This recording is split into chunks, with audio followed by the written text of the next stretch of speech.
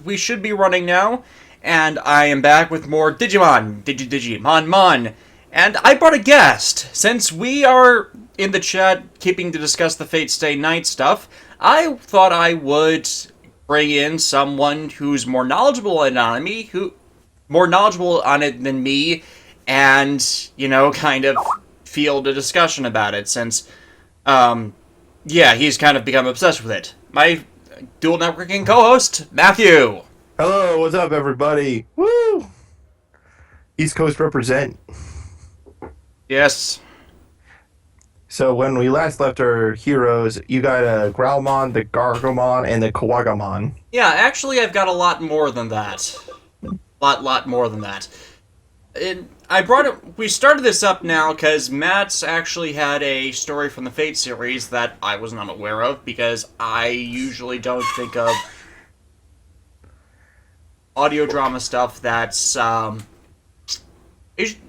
audio drama stuff is usually kind of flexible with continuity in what's considered canon. Yeah. So I'm gonna pull up the wiki so I can tell this story exactly, but it's one of those funny things that, have you ever did some research for a school project on a topic, and then you found out something that you you always suspected, but you weren't sure that it was real or not, or you had to do a double take. So in the anime Fate Zero, which is the prequel to the anime Unlimited Blade Works, there is a audio drama that came out around this time that depicted an event where a young Taiga, Shiro's teacher from the Unlimited Blade Works anime, Taiga Fujimura, she's the berserker of the human cast. Yeah, a bundle of fun. She is she's amazing, but the Tora Shinai lady. Yeah, but so this kind of occurs a little bit after one of my favorite scenes from the anime that I dare not spoil. But this character Iskander, the King of Conquerors, and his master Waver were literally walking back to their house when they managed to bump into a young Taiga who was apparently trying to help out her friend figure out who stole a barrel of wine from their store. And I won't say why, but turns out it was Iskander that stole that barrel of wine. And let me see here. Let's see here. So a Waver, a lot of events happen, but the character Waver asks Taiga if she helped others, doesn't she have any problems herself? And Taiga just claims that she is worried about love, school, and her future. And the character Waver says, hey, why don't you go into teaching? I mean, it seems like you seem to care a lot about education, seeing people's futures and stuff. And then Taiga's you know what, I'm gonna go become a teacher and make sure future generations of kids are just as smart as I am. And that's why she became a teacher. That's how Equestria was made. And that's how Equestria was made. Madoka? So, oh wait, that's Chica. Oh, so want to hear something? Okay, so this is totally unconfirmed, but so in the mobile game Fate Grand Order, it's a mobile game for Japan. It's pretty much like a simulator for how the series works, yada yada yada. Point is, during the end of this month, they're gonna have a crossover event with a franchise, right? Basically, Fate is going to cross over with a completely separate franchise, and you're going to be able to play as some of the franchise's characters, apparently. And it's obviously not going to be Tsukehime. Right. I mean, that's going to be coming out much later, but no. This is totally unconfirmed, so do not quote me on this. I could be completely wrong. But there's a lot of speculation that it's going to be Monica Magica. Well, talk about a way to make the magic curse of the world even worse. Apparently there's some rumors floating around that Monica will be summoned as an archer class, and Homura would be summoned as a caster class. I would expect more assassin, considering her varied skill set. I mean, Time Stop is kind of uber powerful for assassin. Although this could be, even though this is completely unconfirmed. I did see a piece of fan art that depicted what a battle, like it was a piece of fan art, but like it showed some of the Monica girls fighting some Cubase in the game style in the same setup as like the mobile game. And the funniest thing that I thought I never considered before, they had Monica as an archer, Kyoko as a lancer class, obviously. But do you know who was the berserker? I don't want to say Mommy. I want to say Sayaka. Yep, Sayaka was summoned as a berserker class, which I never even considered until now. But I'm like, that actually makes a ton of sense now that I think about it. Since to be summoned as a berserker class, all you need to do is at some point in your life go completely batshit crazy and start killing stuff. Anyways, so how does this game work exactly? Well, I am a detective. Are you hard-boiled? I'd say since we're an apprentice, half-boiled. We don't have Philip, but we are able to look up the keywords. And we digitize ourselves, so it's a better version of .hack Link. And we have Digimon in a very friendly, useful way. And so we're pretty much investigating how to get ourselves undigitized, because this is just a digital existence right now that can manifest itself in the real world, and the real person's body is comatose in a hospital. And pretty much we jack in Mega Man style. Jack in, Digimon, execute. Pretty much. Behold the new Windows 12 operating system. Am I just going to the wrong regions? I better go to the entrance then. So, how is the gameplay of this so far? It's good. Very good. And I figured out how to break the frickin' game. It's so good. Oh, you figured out how to break the game already? Well, break its leveling system, yeah. Yeah. And I've got mostly champions and high-level rookies, and I'm only in Chapter 5 of 19. Oh, wow. Well, I spent 4 hours grinding, and I was completing a battle every 30 seconds at the latest. yeah, the stream's a little bit delayed for me, so I'm not seeing exactly what you're seeing. I think that could just be like an avoidable time zone thing. Who knows? It's not a time zone thing. It's a stream delay between when it gets sent to YouTube servers and when from my computer. It's unavoidable. Yeah. But we can still talk about the Digimons and stuff, and because like I'm just still amazed that we even got this game. I really wish I had. Is this for PS3? This is for PS4. So you have a PS4. Yes, I do. I bought this specifically to play this game. Like I wish I had the spare money to get a PS4 just for this game, but as you know, I'll be getting an amazing laptop, yeah. Yeah. Which is unfortunate because DLC codes give you some great stuff. Maybe they'll release that for later.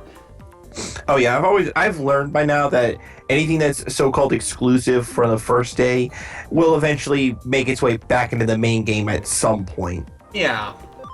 If it doesn't come back at all, then at some point it'll something better will come along, you know?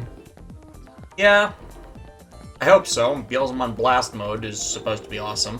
Oh yeah. I mean, it's a devil Digimon with a freaking cannon gun on it. Like, how can you not think that's awesome? Yeah. A funny thing is, Mr. or Mrs. Sweeney in the chat, there was a Tsukihime anime that came out around the same. I want to say same time as the as the 2000s Fate series. Right. I actually watched it, all 12 episodes.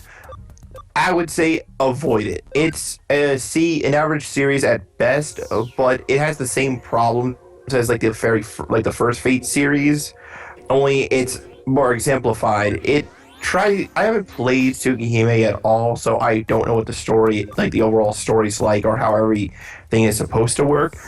But you can tell just by watching it, they were trying to grab so many different ideas and cram it into a 12 episode series. You know what I mean? It's like if you took like 10 gold bricks and tried to shove it into a plastic shopping bag or something.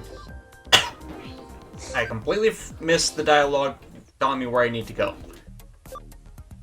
Oh well. I can go back to the office to get a hint.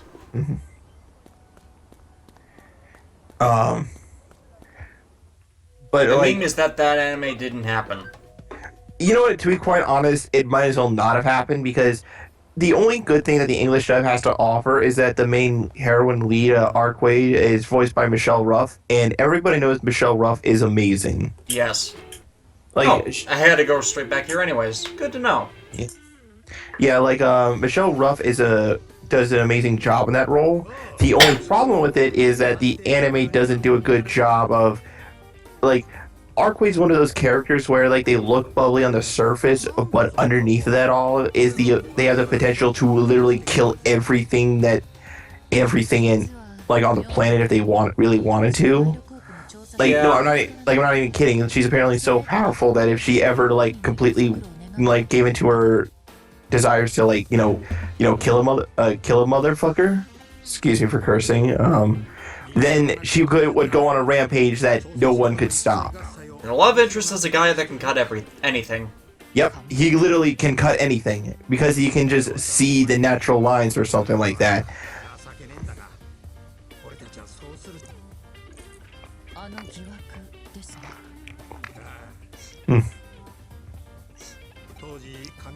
Still, a Digimon game in this day and age that's really good, that's amazing. Yeah.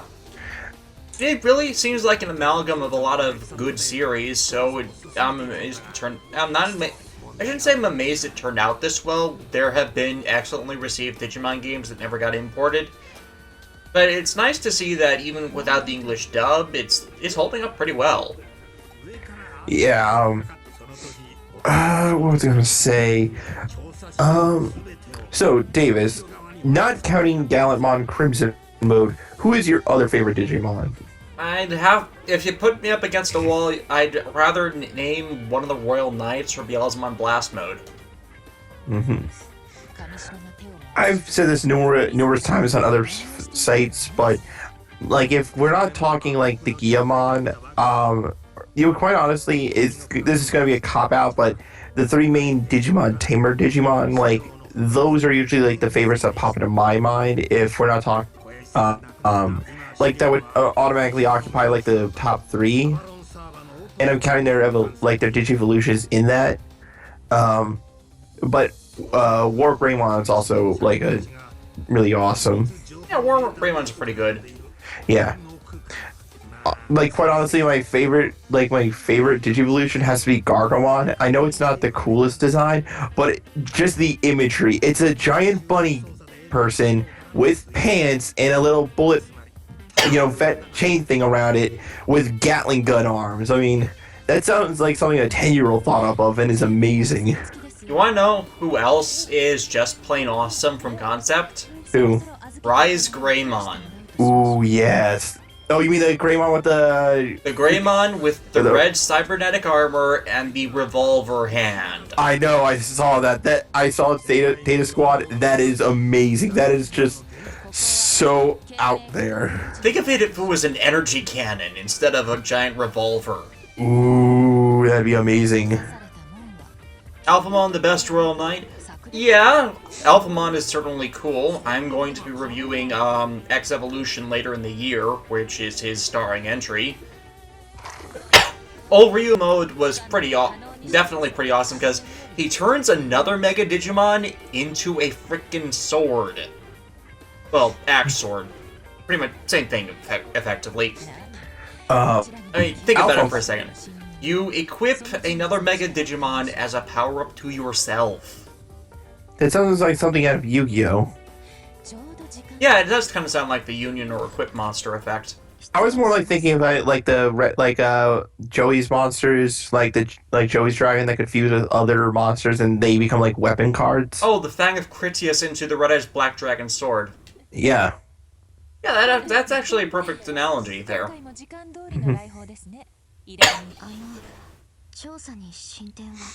in a way, it's kind of a predecessor to the what the Starmons did in Digimon Cross Wars, where they all linked together into a Starmon sword for Shadmon. Hold on a second, I'll be right back, Davis. Sure. Ah, Matayoshi knows of Yuko as well.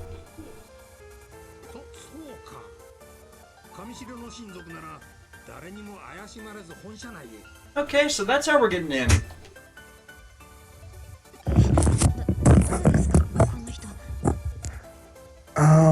What else? So what's going on here? What's currently happening? We are interrogating a girl named Yuko, who is the daughter of the head of a corporation that is responsible for the network that is slowly being infested by Digimon and other digital entities, which are then further crossing over into reality. Convoluted plot? What's that? Convoluted. Pshaw. You know, the funny thing is when you start reviewing a lot of series, eventually at some point, even like the most simple of convoluted plots don't even phase you. You know, what's the most convoluted toku that you reviewed? Was it Akito or Ryuki? Ryuki's is ultimately pretty simple. Agito's is suffering from the plight of the Fabula Nova Crystallis in that its enemy is a godlike entity, and how do you make a godlike entity's plans understandable? You don't! That's why they were so stupid! Yeah, I mean, now, if it was... seriously, in that show, he didn't need to really do anything. What he was trying to stop were people that were gaining powers that either ended up suicidal, fearful of their own power so they would never really use them, or those that would end up killing themselves out of fear of their own power. So pretty much they were doing his job for themselves. So yeah, like he could have literally just spent the entire series sitting on his hands and everything would be fine. Pretty much, yeah. I mean, like that's a mark of a bad villain right there when like they don't even have to do anything, the people do the work for them. I don't mean that in a like now in some series that can work. Like yeah, the idea if you're pulling a Xanatos Gambit or Xanatos Roulette for a convoluted scheme to everything fall in the dominoes, that can work. But you know, if your villain achieves his goal by doing nothing, and yet they fail at their goal by doing something as they bring attention to themselves, it seems stupid in the end. But yeah, the most convoluted thing I've ever seen is the Final Fantasy XIII trilogy, and I spent literal videos trying to figure out the plot of that. And I read every freaking data log. I read everything, every material in those things, and I read the external material. If you need to put external material to explain your story, if you need to put it in data logs and stash it, and it's not coherent on its own, you're telling a bad story. Oh yeah, I completely agree with you. My liking of you like the first 13. I will no longer argue with people in liking the first 13. Like I was going to say I like the first 13, but whenever I do replay it, I do take account as to the faults when I'm like playing through it. And for the most part, if 13 was its own thing that came and went and nothing else, I'm pretty sure nobody would be reevaluated over time as, okay, maybe it wasn't this good, but Lightning was awesome, right? Yeah. Yeah, like Lightning indeed was, I feel like, the highlight of the entire game because while she comes off as sort of like a cold bitch sometimes, I saw that as, well, she kind of has to act this way when she's dealing with fucking idiots around her and stuff, you know what I mean? No, it was somewhat justified that she couldn't find anyone to really rely on in there. Yeah, and then you get to the sequels. Oh yeah, like the sequels that did not need to happen. And I don't care what anybody tells me. Final Fantasy 13-2 and Lightning Returns were bad games. They retcon the previous entry for them to even have a story. Like, okay, having a sequel to Final Fantasy 13, alright, fine, shoot me. What are we going to do? Are we going to be playing... when I first saw the promo art of Lightning in that armor, okay, we can talk about the design of it all the live long day, but I was like, oh, I love Lightning. She was my favorite character in that game. I get to kick more ass with her. And then there's that opening, and you're like, man, this is cool. And then you find out that tutorial is the first level, and you never get to play with her again. And you're like, what? And then you learn, oh, by the way, you're playing as her sister that to be, in all honesty, you didn't really have to care about in the first game. And her boyfriend. Or, like, the No, we don't get to play with her boyfriend. Or, like, you get... Euphemism. Like, you get this other guy from the future. Yeah, like, it's one of those baffling sequels where it's like they never listened to any complaints from the first game. Okay, they listened to some, but they made it worse. Like, I mean, that is so baffling to me. Why would you take the only likable one of the characters from the first game that everybody could unanimously say, this person was not that bad, and then not use it? Yeah. It's like going to the Olympics and not bringing along like your strongman for a weightlifting competition. Yeah. And Slim in the chat is saying I'm indifferent because I thought she was a bland, useless character, and you kind of got that from her too, because due to Ali Hillis's lack of emoting for most of the game, that she was kind of much as we could read into it, there wasn't exactly much that was being projected about the character. She didn't exactly have agency.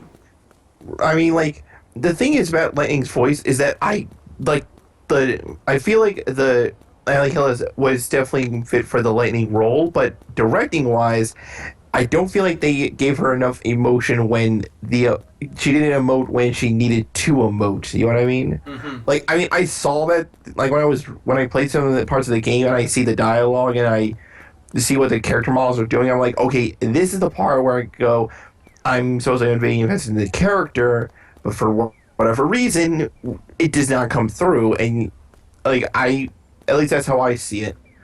But and as Slim in the chat is saying again, he found Hope to be his favorite character. Hope is practically the only one that. Okay, I shouldn't say he's the only one that has a story arc, but he's the only one that has a real character arc. Oh yeah, out of the first 13, I pretty much liked everybody but Snow because it's his dumbassery that just did not that caused Hope to go on his little journey. Now, granted, the payoff of that was pretty cool, but it was a plot set in motion because Snow couldn't put the two and two together. Well, I just saw this woman died with white hair, and there's this boy running around with white hair. Probably not related. You know what I mean? Yeah, that and Hope didn't have the balls to actually call him out for his bullshit. Yeah, because I see it more of he was kind of thrusted into this whole thing, and how should I put this? I understand that the story was more of a boy becoming a man kind of thing, but it was set in motion because of somebody being an idiot. Yeah. Although I will say my favorite moment of the game, was when Saz, the dual wielding guy. Yeah. Gets his summon, which is a giant flaming race car, which I will never say that's not a bad thing because giant flaming race cars are always cool.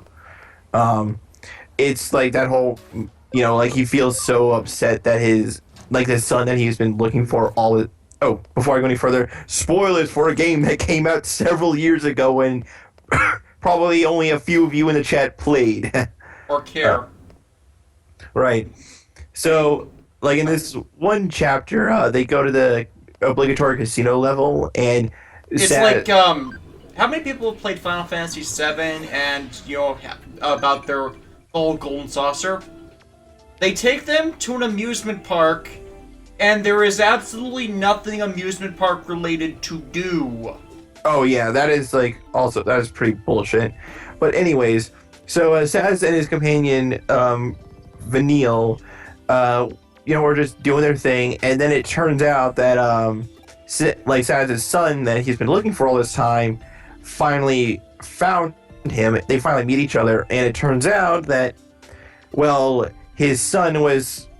It's a long story, but basically his son pretty much gets frozen to crystal, and It's undeterred. It's For unsure. the most ludicrous reason, too. Yeah, but I had to show this. It's set up ludicrously, but I can understand the emotion there. Like, you go on this epic journey, you probably pissed off a few people along the way, and you go through a lot of shit, only to arrive at the end and realize, by the way, see this gold post right here? I'm gonna set it on fire. You know what I mean? I heard once, maybe I can confirm this, Samus and Other M seems to blend because of bad directing, because emotionless / reserved counts as being a strong person in Japan. I highly disagree. Like, okay, yes and no. Yeah, It kind of depends on it's contextual. There's stoicism, and then there's just because you don't because you're reserved doesn't mean you don't emote. Right. If that makes much sense. Like, Other M has a ton of problems, but the biggest one that I feel like, I haven't played the game myself, but the biggest one I keep seeing coming across is Samus never really had a super defined character before, and this is probably the first time where they try to put flesh things out, and they failed miserably. Or rather, they were, how they were trying to go for that whole PTSD thing with Ridley and all that stuff? You've heard about that? Yeah, I've never played Metroid Other M, though, so... Yeah. Okay. But the point is, there's a lot of people that debate on whether or not how bad is Other M. Is it just tolerably bad, or is it, worse than the devil? I've heard a lot of complaints about taking away Samus's agency as a character, as she's restricted by this individual's Yeah, she's basically the power. She has all of her power-ups in the beginning of the game, but the only reason why you don't use them all at once is because you are under orders to not activate them unless your commanding officer, Adam, tells you can use it. When, kind of... And, mercenary? It's a lot of stupid. Other M, it's a game where if there was any good ideas or if there was any tangible things going on, it gets lost in a shuffle of poor writing and direction. Take Man of Steel for example. A lot of people hate that movie. I am one of those people that over time I just liked the movie. But the biggest complaint, the biggest talking point of that movie was the very end of the movie where Superman snaps Zod's neck, and there was a lot of debate as to whether or not he was in the right to do so, right? Or if there are ways around that situation. There kind of were with how it was directed. Exactly. Now, I understand what they were going for. I can understand the idea that, my whole thing with the complaint about that scene is if a lot of people saying that the scene was bad because Superman could have done X, Y, or Z, I have to wonder then, it's one I guess we should put it this way. Does emotionless and reserved count as powerful because they act that, or does the lack of emotions more turn them into a doll? Because as the Final Fantasy XIII games progressed, Lightning became less and less of her own person, but a doll controlled by the player, from her looks to accessories to what she was literally being told to do by God.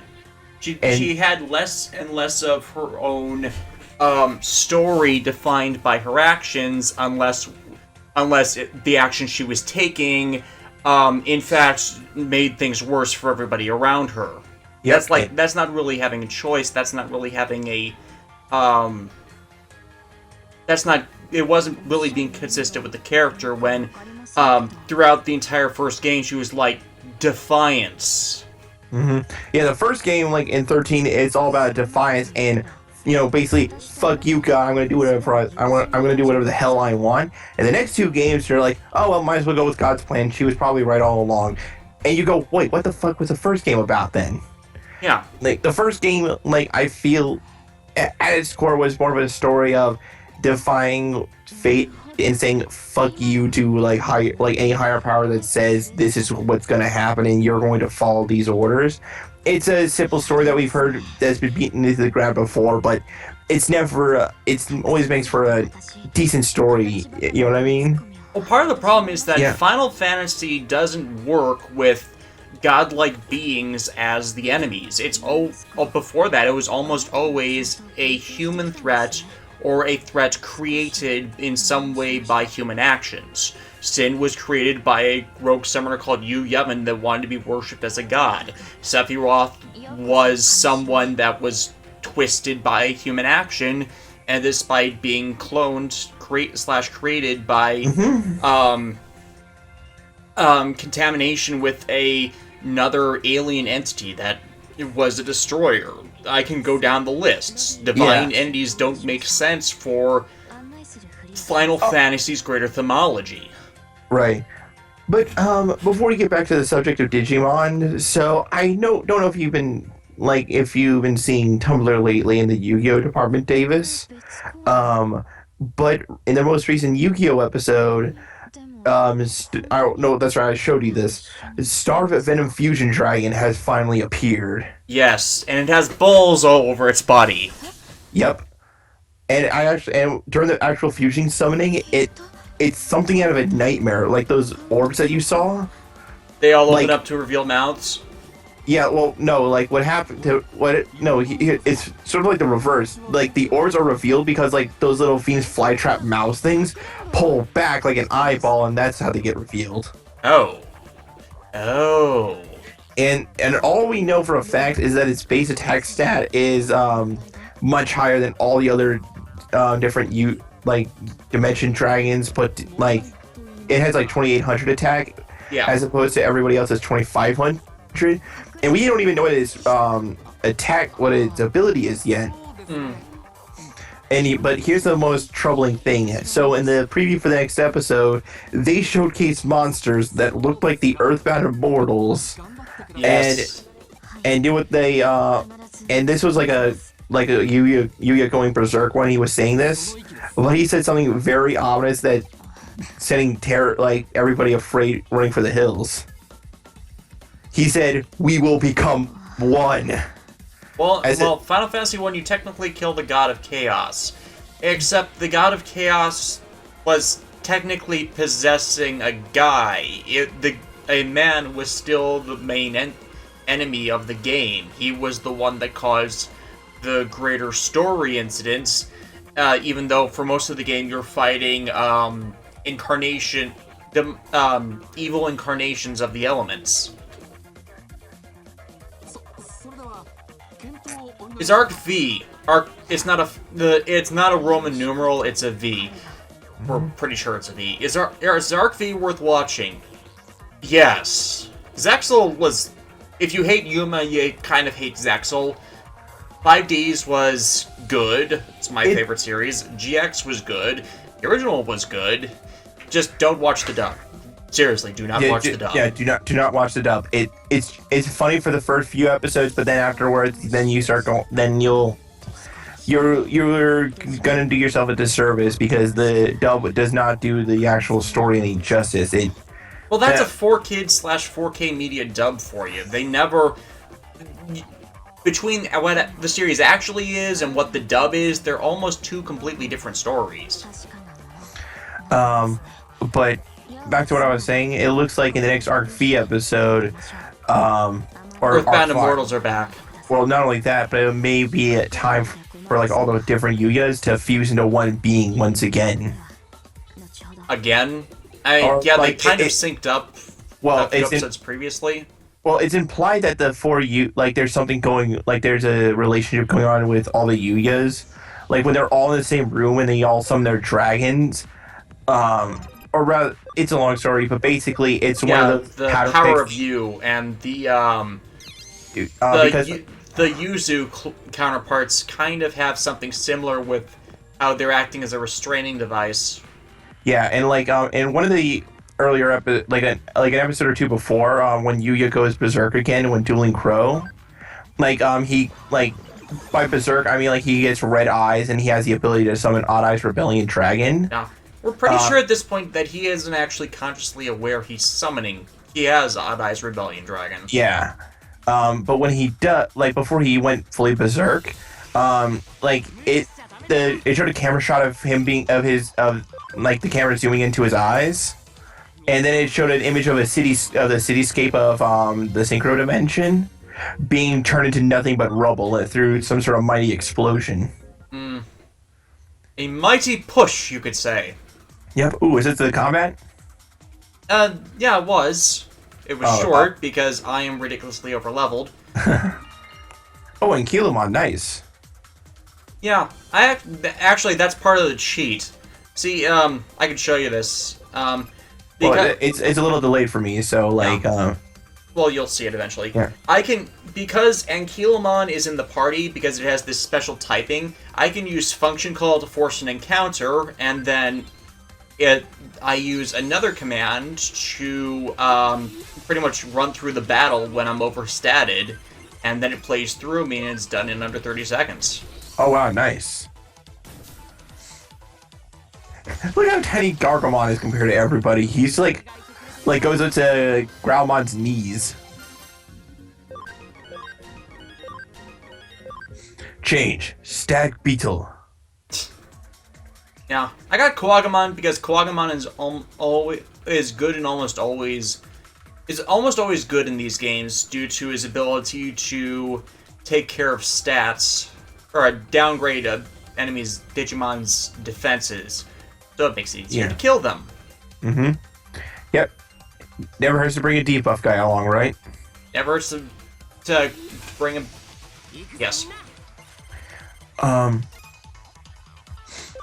what was I gonna say? Oh, by the way, so I don't know if they'll ever make these cards. So the guy Yuya is currently dueling in Arc V. Like he probably has the most bullshit cards yet, and like that's really saying something. So it's not really so much an archetype. It's not really it's an archetype based off of fusion monsters called Beastborgs. But it's not the Beastborgs themselves, it's that he has like trap cards that go alongside with them. And what they do is essentially it basically made it so that all of his monsters could not attack as long as he had this one type of monster on the field. And then he activated another trap card that basically said, haha, you can't play spells you can't play spells or monster cards anymore. Only trap cards? Or I think he even said trap cards too. So what he essentially did was, in a few plays, he made it so that the only option Yuya would have left to do is either summon a new monster with with the ones he has, which are Odd Eyes and Dark Rebellion Xyz Dragon. With, of course, the Zhang Zhe magician on the field. Right. Well, like that's how he actually summoned everything. Like he has the creation and destruction magicians in that deck. Mm-hmm. But he doesn't know about how to summon Odd Eyes Rebellion Dragon. Yeah, until he goes into Berserker mode. Yep. The ironic thing is that part of that chain exists. It sounds like the DNA surgery insect barrier chain from the original series.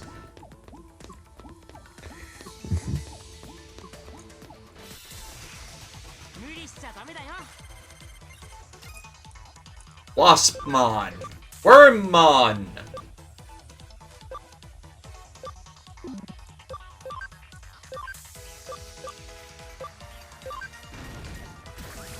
Hashtag Magfest hype. Yeah.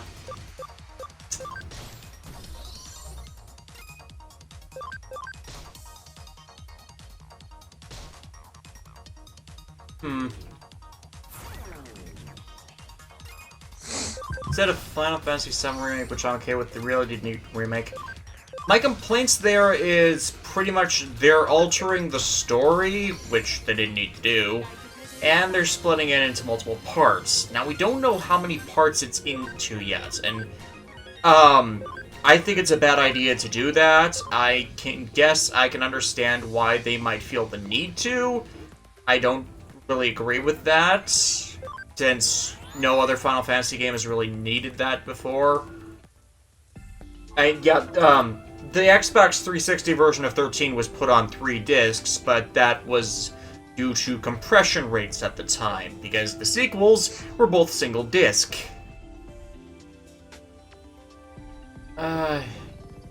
Is this ready to evolve yet? No, 5 more levels. 5. It's close enough. Release Island! No idea what that is. That is definitely Inframon. No idea what that is. Actually, that looks like a Mega Drive. I had something and I lost it. That's Black Gatomon. I want to say that's a Devimon. I have no idea what that is. I'll wait until 27 for him. Okay. What's here that I can deal with? I'm gonna move things.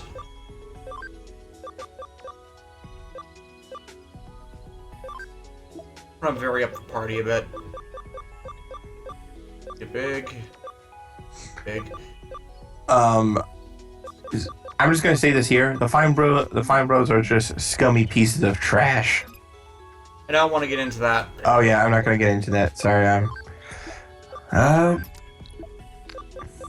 Let's switch out Gargamon. Be a good. No, not Gargamon. Let's give Geo Greymon some love. Geo Greymon. Ooh. You know, out of all the updated designs I've seen, Geo Greymon is one of the ones that I really like. I mean, like, it's still a Greymon, but there's just a bit, it's like almost a different species almost, you know? Yeah, it's like, the normal Greymon is like a dinosaur that became a beer guzzler, in a way, whereas Geo Greymon's the fitness freak. Yeah. Greymon just goes to the bar one night and, like, drinks away all of his problems.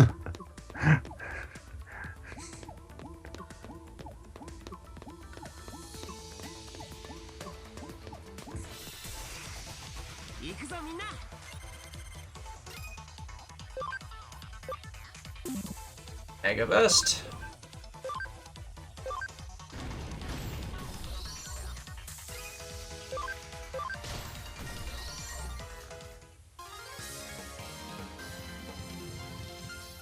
Level up.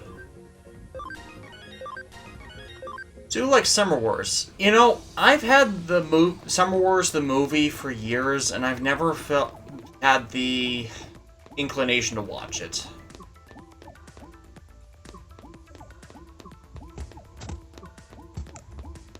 Yeah, if you've seen the first Digimon movie, it's pretty much just that. Yeah, it is literally just that. It is somehow the director got away with making the same movie twice. Yeah. It's kind of why I don't have an inclination to really watch it. Yeah, or like do a review on it, because or for an April Fool's joke, you could say you're reviewing Summer Wars, but then you really review a Digimon R War game and go, wait, what do you mean it was different? I mean, yeah, there are differences. I'm not going to deny that. It's just that a lot of it is kind of pretty much inspired. Pretty heavily. Oh, look, it's a puppy. Let's smash it with a giant Gatling gun. And it's gone. And it's gone. And it's gone.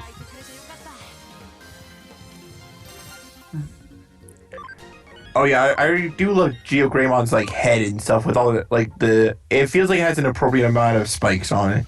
Yeah, it's more detailed. Yeah.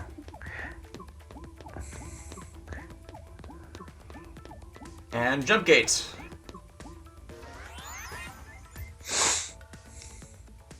And we're in.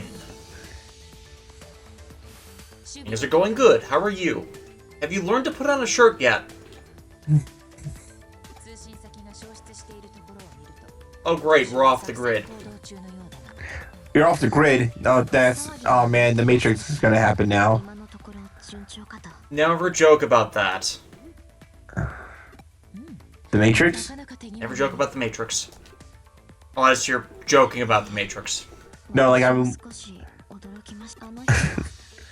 just thinking it. No, wait, Grit. Dang it, I could have made a Tron joke. Damn it. You fight for the users. Yeah, I fight for the users.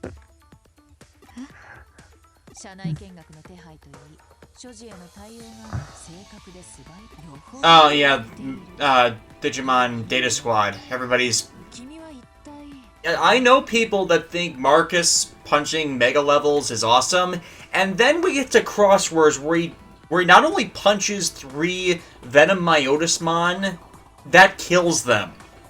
Like, that one punch, not just one each. One singular punch kills 3 Venom Myotismon.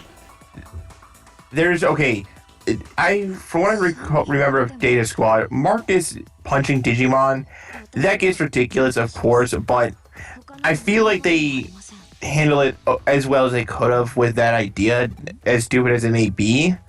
But I don't know. I don't think that makes him more badass that he takes out 3 Venom Myotismon.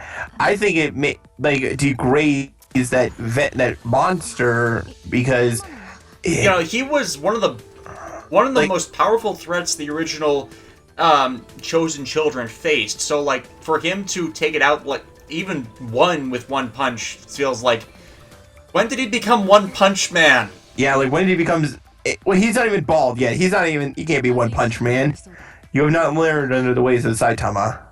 I mean, there was at least escalation in Data Squad to it, but this is there's fairness and showing respect to that, and then it's like you're showing you're completely showing up past heroes in a way that is completely unfair and ungrounded from what was actually showcased in his show. Yeah, and here's the thing. Now, before anybody says, well, these guys were just regular clones, right? Well, or just like not the Venom Myotismon. Well, even if it's still like a copy, it's still a very powerful. It's still a powerful mega level. Yeah, so it's like somehow defeating the final boss. It's like somehow defeating the final boss of Kingdom Hearts with nothing but like a wooden sword or something.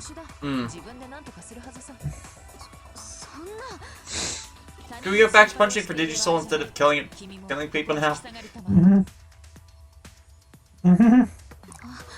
Yeah, let's get back to the plots in where these two are arguing with each other. You guys, we're conducting industrial espionage. Cue Kaiba's hacking music. I actually have a copy of that somewhere. I'm just amazed that they actually he has an actual. Okay, I know it's from the dub, but the hacking theme is like. It is like the perfect hacking theme for some reason. Matt, you're not going to believe what just popped up. Hacking skill. Code scan. Are you serious? No. Oh my god. Timing. Virtual systems ready. Oh, wow. Wow. Hack the planet! Hack the planet! Hack everything. Hack all the blue eyes. Nice. My favorite Digimon is Blue Eyes White Dragon. Is there a... So, would that actually be a Vmon evolution then? Ooh. You know what? Yeah, it certainly could be. Zaxxon! Zax off! Mm-hmm. Devil worshipper hacker. Mm-hmm. Oh wait, Satan's now trying to hack the internet? We must stop him at all costs. Actually, one of their bosses was named Mephisto. I'm not even kidding. We made the appropriate Spider-Man One More Day jokes already, by the way. Yeah. Aww.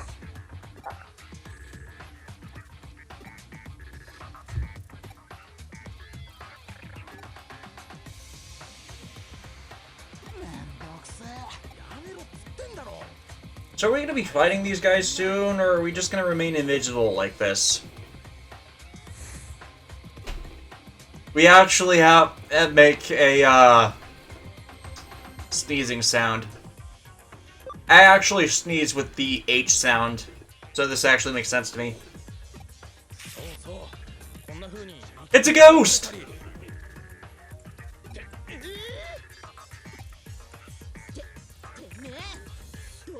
Well, a pop-up blocker, obviously. なんだよこいつマジで侵入者ここ天下の神城様だぜ Who the heck are you? I'm just a passing through Kamen Rider. Remember it! You know, like that's an idea for a skit right there. When somebody asks you for your idea or who are you, like the decade that music just or parallel world starts playing out of nowhere, and then you start making this grandiose speech about who you are, and the guy's just like, just show me your ID, dude. Actually, I need to get a pink shirt and one of those stupid jackets he wore. Yeah. And, you know, I could actually do that skit at a convention. Yeah. I just play it on the Deca driver because it has that function, and some guy's like, "Sir, what is your name?" I'm just a passing through Kamen Rider. Remember that. That's not answering the question. Ah, yes, albino dude. Yes, darn albinos. After they're gonna take over the world yet. Mark my words. Them and their pale blue hair. Yeah. Okay. Where are we going with this?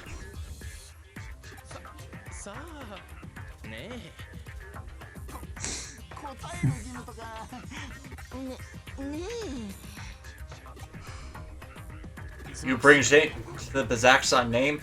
Well, yeah, dude, they're hackers. I mean, we're not talking the outlaws from Outlaw Star here. If we were, that'd be even awesome. That'd be awesome. It would. Digimon and Outlaw Star. Well, considering how we created Summon Digimon, that gun would... Oh, fuck, not you. Who? You'll see in a moment. Yugo, so he's from the fusion dimension? Not that Yugo. The extra U implies ghost.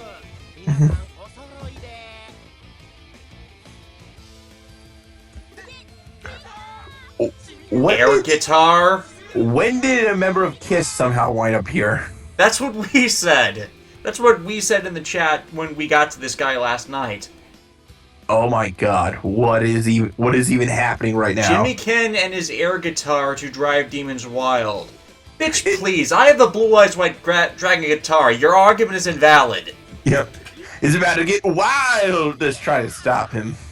Actually, this guy was a bit recurring before he appeared because apparently he is a very popular musician. He is a lunatic. Well, he's a lunatic? With that outfit and the makeup, I would never have guessed. Yeah. I thought he was a fully functional member of society. I wouldn't mind so much the look if he was wearing a freaking shirt. Ooh, somebody subbed the Kamen Rider 1 trailer. Yeah, that was part of today's episode of well, not today's episode, of Overtime's episode of Ghost this week. It was at the end of it. The question is pretty much why has Hongo Takeshi come back as a Kamen Rider, and what is even Chakra's plans? It's pretty much just enticing the audience to learn more about the movie. That kind of trailer. Mm-hmm. Okay, I know the writing set, like the directing choice, and the head writer on the movie isn't the ideal combination, but thank God he who shall not be named is nowhere near this. Yeah.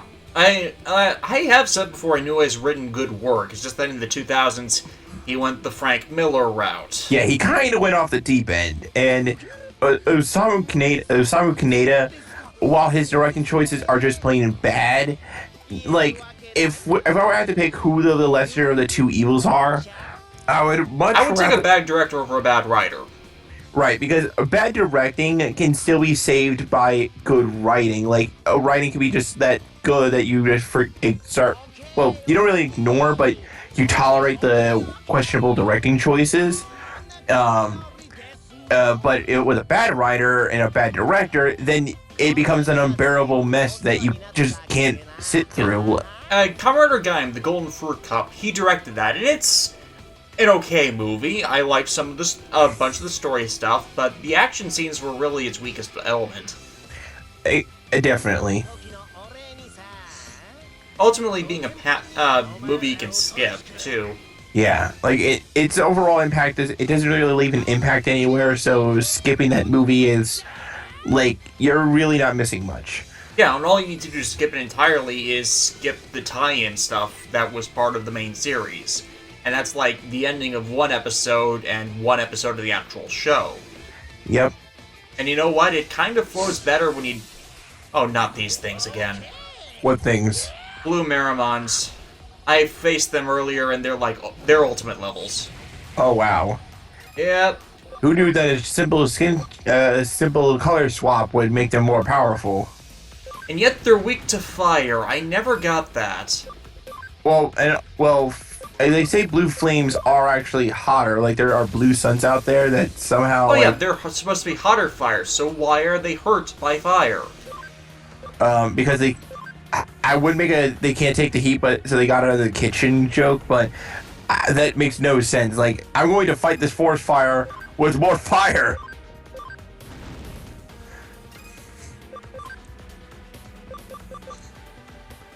Cross up combo. I'm So actually seeming to do decent against them. They're not doing too much damage to me. I'm not doing too much damage to them. So it seems like you're appropriately leveled almost. Yeah. I wonder if this game if this game has like set levels for each stage of the game, sort of like with Pokemon, or is it's like a scaling up kind of thing? Well, we're not giving an idea of the level range for these guys. So, like, you know, enemy level range. Right. So it's... I wouldn't be able to tell you.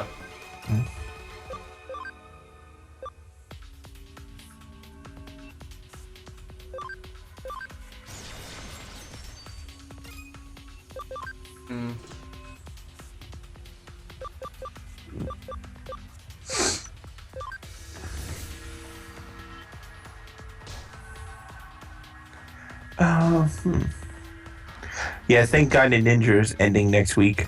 Or this week. Yes. Maybe we'll get something actually entertaining. Yeah. Because while from the 3-minute trailer that I saw, I was like, this looks like it could be decent here. Oh. I mean, it's not exactly anything outstanding. But they've got a motive, and at the very least, the red will be the straight man to the silly animal antics. right, like that's the key right there because like I'm not sure why anybody would still tolerate the hot red ranger guy after all this time, but You did it technically 4 series in a row. The key to this is okay, you don't like one protagonist. Maybe you'll like the next one. Except when you do it with the same protagonist over and over again, it's kind of tied to the ratings drop, honestly. yeah, I mean that's the thing about Toei with Super Sentai. They never seem to learn the failing. They always seem to look It comes back cyclically. Yeah, they look at the failings. They don't look at the failings of the last series and go, well, let's do that same thing, but somehow make it even worse. I wouldn't say they make it worse. It's just that they Let's just keep fucking doing the same mistake over and over again. let's make it. This series did badly. Let's make it even sillier. Not realizing that it's usually the silly parts of the shows that, okay, not every time, but most of the time. Like silliness in a series. Like, it's meant to accent the story. It's meant to provide levity to the more serious moments. It provides contrast, and it's not the Lego Sentai. You see, the members of the chat have seen the new pictures. It's not Lego Sentai. It's Minecraft. Yes, Minecraft is for everyone. Starbomb was right. Level 30 Gargamon! If only you had a butterfly in your team, because nobody ever suspects the butterfly. Unless you're the Monarch! And then that's when the monarch just bursts into somebody's room and go like, Minions! These Digimon are hella weak. This ain't rock. They ain't fooling around either. Why they slip with the country like that?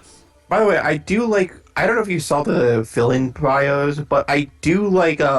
Oh, before I go on, I need to express. I still need to express this in this like stream here.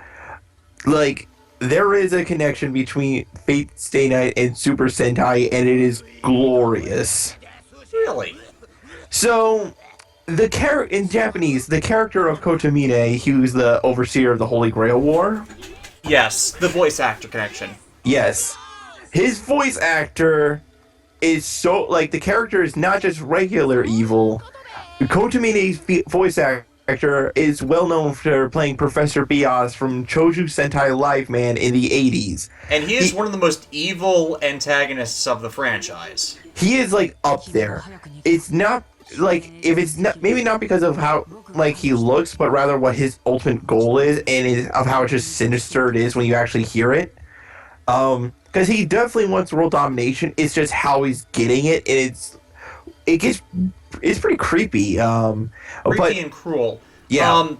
My internet reviewer Senpai / Peer Easy Rider reviewed the series. I'm not sure if his review of this show is still up, but go watch his video on it if it is still around. It's definitely worth your time to see it.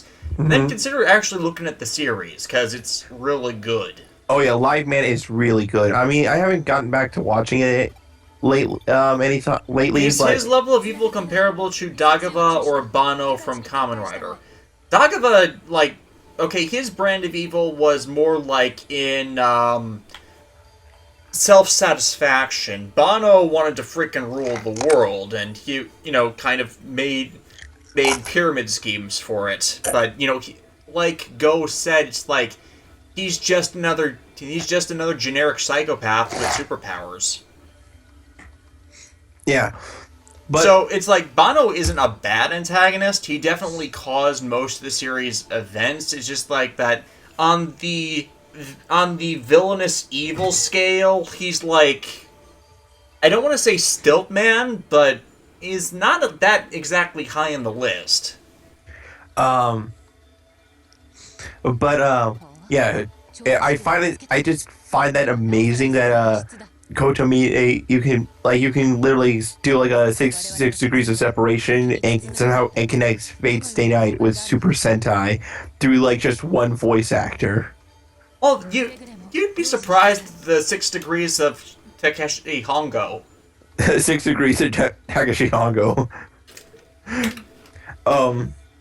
That was actually a joke I was planning concerning Project Cross Zones. Like, I'm planning to partner Segata Sanshiro, who is a free unit, with Haseo the Terror of Death and Kites of the Azure Flame when they get accessible in that game. Now, I'm doing this so he will teach them the power of the Sega Saturn, so that Haseo won't go on to kill a former Power Ranger, and thus by doing that feel so guilty that he will take up a job where he plays the worst monster of the week in Gokaiger, and thus cause one of the worst team-ups Toei has ever produced, where he fights, where they fight the Showa Kamen Riders, and thus Kamen Rider Ichigo, and thus Hiroshi Fujioka, and it brings it all back around. It is ridiculously silly and fan-wanky. Yeah. But and like that's the long way around the 6 degree of separation. So back to what I was about to say, what I was originally going to talk about with Suosher. With Suosher, that voice actor, Professor Bias, he's back. Or like he's voicing one of the villains. Which is nice because, that's kind of like one of the few ancestral villain roles we have left since, Yeah, like, I feel like it's like, if for a 40th anniversary, if you know Super Sentai and you know he's voice acting, I feel like that's like a wink to the fans of some kind. Mm-hmm. Certainly more than Ninja. Ninja had the crossovers and they were all terrible. Yeah, how do you do that? How do you have so many crossovers over the course of your series and fuck up every single one of them? Yeah, the senior character is supposed to teach the current one something, not the other way around. Or at least make it mutual. The ninjas never learned a single tangible thing from the people that came in to cameo. So what was I going to say? But I do like what they're going with the villains. So they're doing another.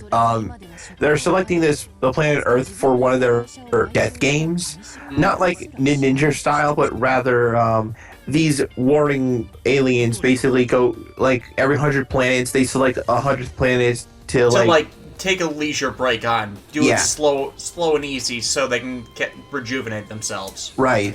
And with these death games, each of the villains will have like a different way of playing the game. Like one will be psychological, one will be more physical, etc., etc. Yeah, it instead seems more like what was happening with Jetman and the competition between the different villains to see who could kill it. There. Yeah, and guess how the monsters will get revived? It's basically a continue medal. Yeah, I mean that's silly, but you set it up. Ninja set it up as a serious ninja conflict, and then most of the battles devolved into games powered by magic ninja abilities.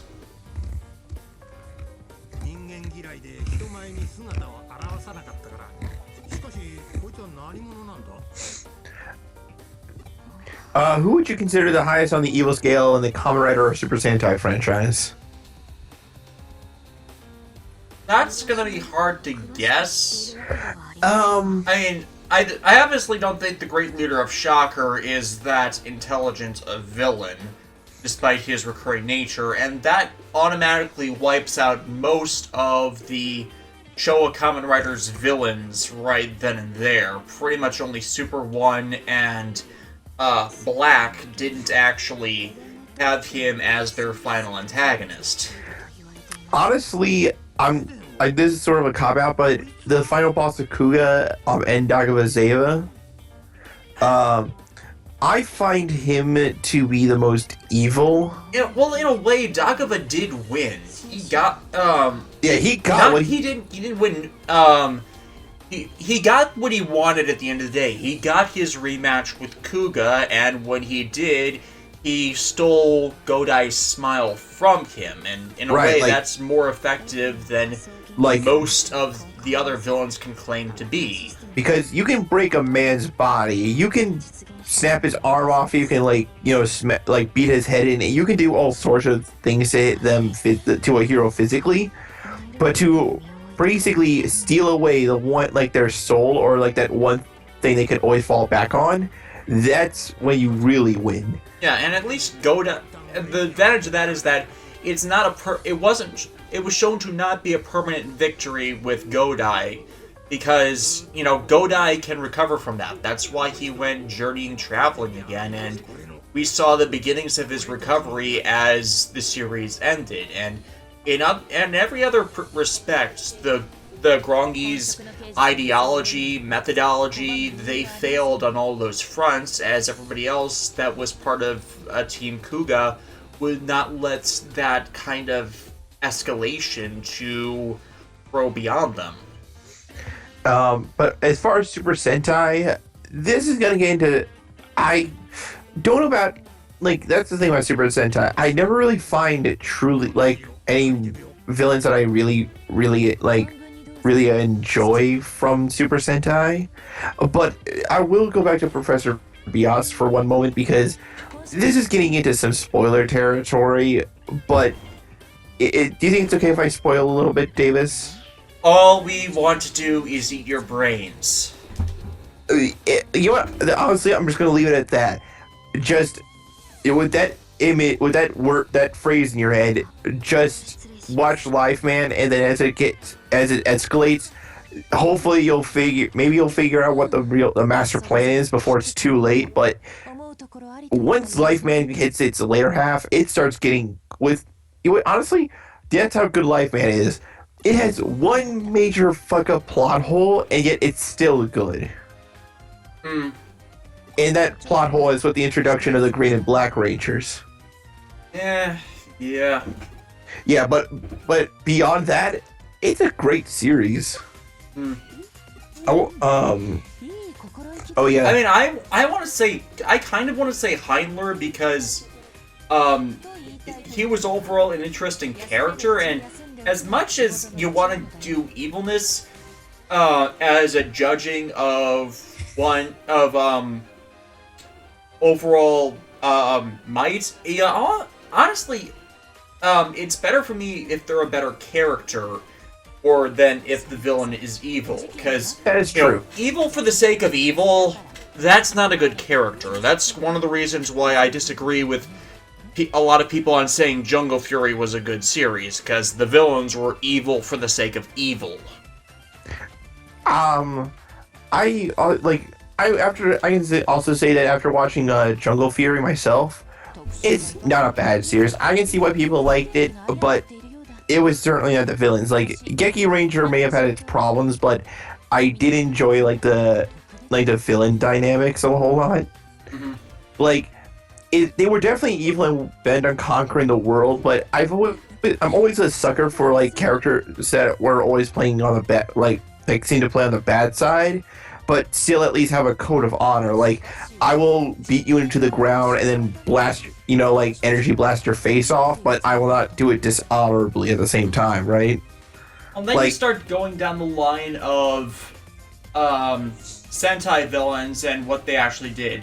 Great Satan in Zoo Ranger revived his minion's dead son just to torment her in a way, because, that's what she wanted. That's why she became his servant in the first place. And it's just plain cruelty. And he wasn't exactly a focused villain either.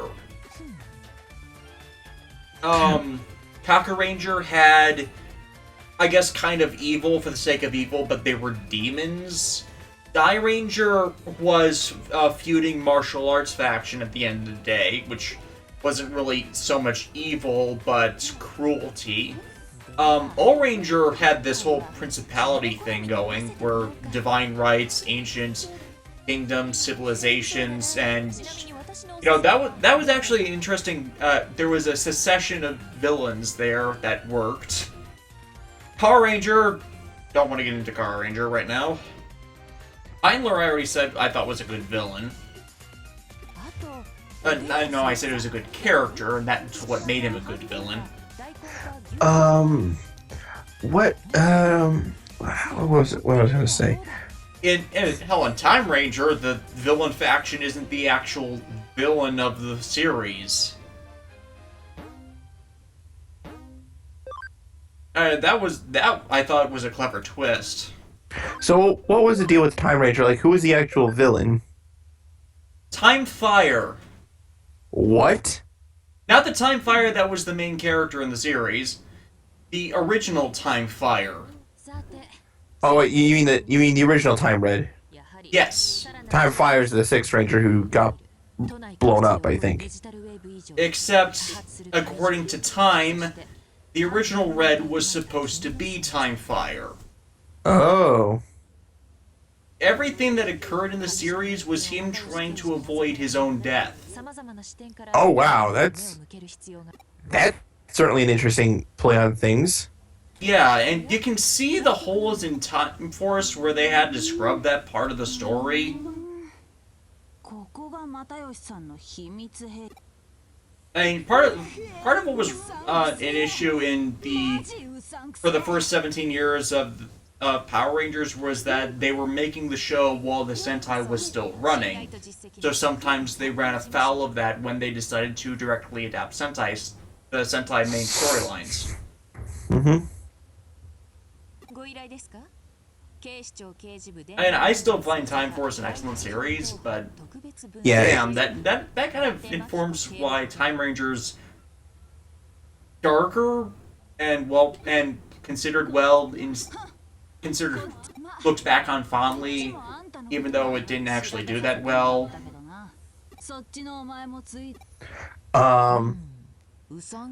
I honestly think what was I gonna say? Broodwing's Sentai counterpart was actually a kind of interesting villain. What? What was I gonna say? I mean, generated by money and, kind of keeping the this whole crime syndicate together. He was admittedly a space sheriff homage with him, like much of what was going on with Deca Ranger. What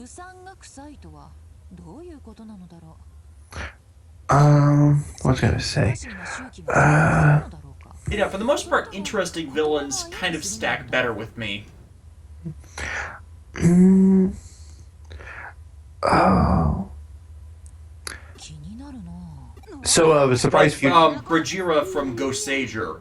His kind of subplot throughout the series made him interesting. Kind of that he had schemes, he was cunning, and he was building to this greater plan all along. Oh yeah, like Ghost Ager may have been, kind of a It okay was series. boring. Yeah, it was boring. Like I remember, like when I first got into Super Sentai and I decided to watch Ghost Ager, I literally remember getting to the parts with the robots, and for some reason just quitting it because I don't know if it was back when like when I wasn't really good with formulating my ideas or like why I didn't like something. I just knew. But I think in the back of my mind, I was going, "This is literally the same thing 4 times in a row." Yeah, sort of. Okay, yes, it's different. It's different. There's differences between each of them, but you're essentially seeing the same plot, the same like 10 episodes. The same kinds of challenges to the angels. I can agree to that. I can see that.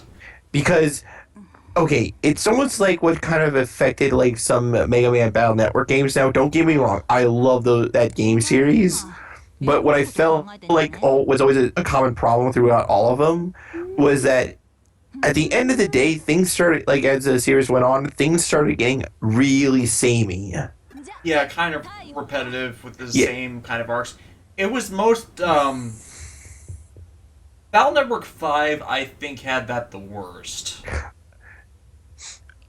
Immediately, I feel like Battle Network 5 is my favorite, but only because of like Colonel and the whole it became like a mini tactical RPG with like trying to clear out the dark zones. Well, it already was an RPG, it just had more of an RPG element. Yeah, And yeah, Ghost Sager is better than Megaforce as it has a coherent story to it. Okay, we've got disappearances in Akiba. We must call it the Akiba Ranger! Well, we're going to their district. It's kind of a must. For a bunch of Crotos suddenly vanish, poof, voila, without a trace for no reason, in the span of a measly 2 months. They must have been swallowed by their delusions. Yeah, I'm running with this.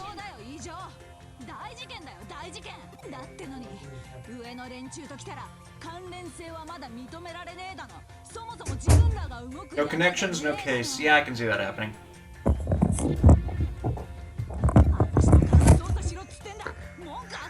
Maybe Sentai would be better for the next series. We have a plot point like what happens to Kamen and Gurren Lagann. Like a Sentai a member of the team dying. Wow, we haven't had that since early Showa era. oh yeah, that's right. Like I'm not talking stuff like Burai and the Six Rangers. Six Rangers can die, even up to now. I'm talking main core cast member. That could be interesting. Do I share the sentiment that Kamen Rider Wizard was boring? Not really, no. It wasted its potential. I think that's kind of what people are kind of calling out by saying it's boring, because it kind of did the same things over and over again. But yeah, at least they tried to tell different stories with it. They kind of had a story arc, for the most part, that was coherent.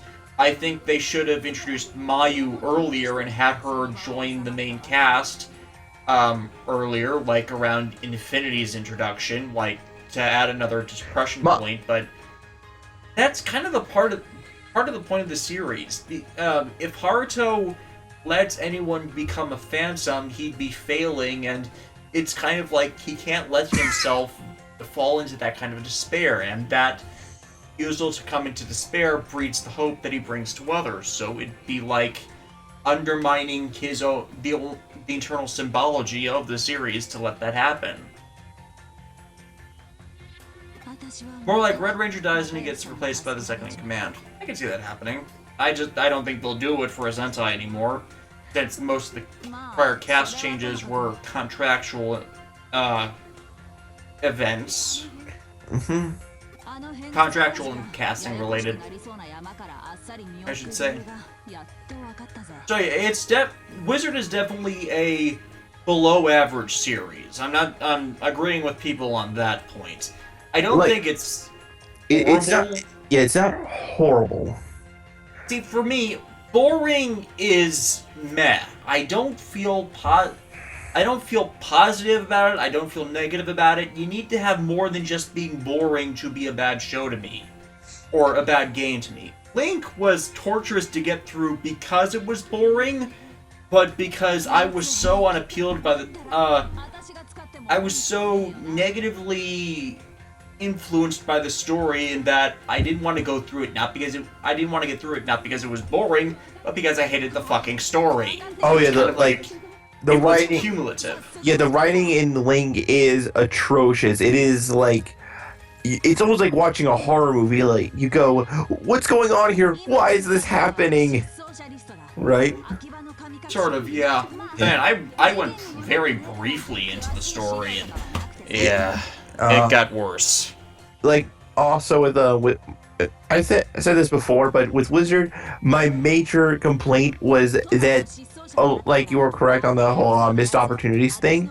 The biggest one, we got the Wizard, we got the Beast Theme guy. Mayu was the perfect opportunity to become like a female, like, Kamen Rider Witch. Yeah, Kamen Rider Witch. It could have happened. Like, everything that involves around her and like her like being back the phantom inside of her from like crushing her spirit, eating her spirit or whatever. That is some Kamen Rider. That's the makings of a Kamen Rider right there. Yeah. And when they give her the mage outfit, which is a mass production, I don't see mass-produced writers as actually writers, because it's like, I feel like a writer has like a special design to them, something that makes them unique. You know, like if there's two other people running around with just the same outfit with a different color, then it doesn't, like, you missed an opportunity here. Like, if I ever adapted Wizard, I would make it so that the mage outfit was sort of like an apprentice level training, like a training combat outfit or something like that, and then like have her get up like that Mayu counterpart to be upgraded into a Kamen Rider Witch. It's a magic themed show. Where are the witches at? They were Madoka Magica was running at that time, so I know where they were. They were in the Precure series. Back to the game. How does everyone feel about the game's character designs? I feel a few of them are too fan servicey. Like, I've been repeatedly snarking, Kyoko, button up your freaking top. Tsundere girl, whose name I'm forgetting at this specific moment, is wearing kind of a revealing dress under a hoodie sweatshirt, which, you know, she could be wearing something more, I shouldn't say casual, more befitting, useful. I mean, for the most part, the characters themselves look pretty standard anime. A bit, you know, elongated body to appear svelte, but I don't think there's that bad to them. I'm feeling like they're recycling the hairstyles a bit, but I'm not coming to mind two people that have the same hairstyle, and they're at least distinctive for the most part. So yeah, I don't find them bad overall, just a bit fan servicey. Oh, and there's a bit too much white too, I guess, would be in the color scheme, or at least too many bright colors. And I guess it makes sense with Kyoko, since she kind of has the Elfmon color scheme going for her. But I meant like the high school students we see in the bright and the off-white, bright gray uniforms. I don't think any high school would dress people like that.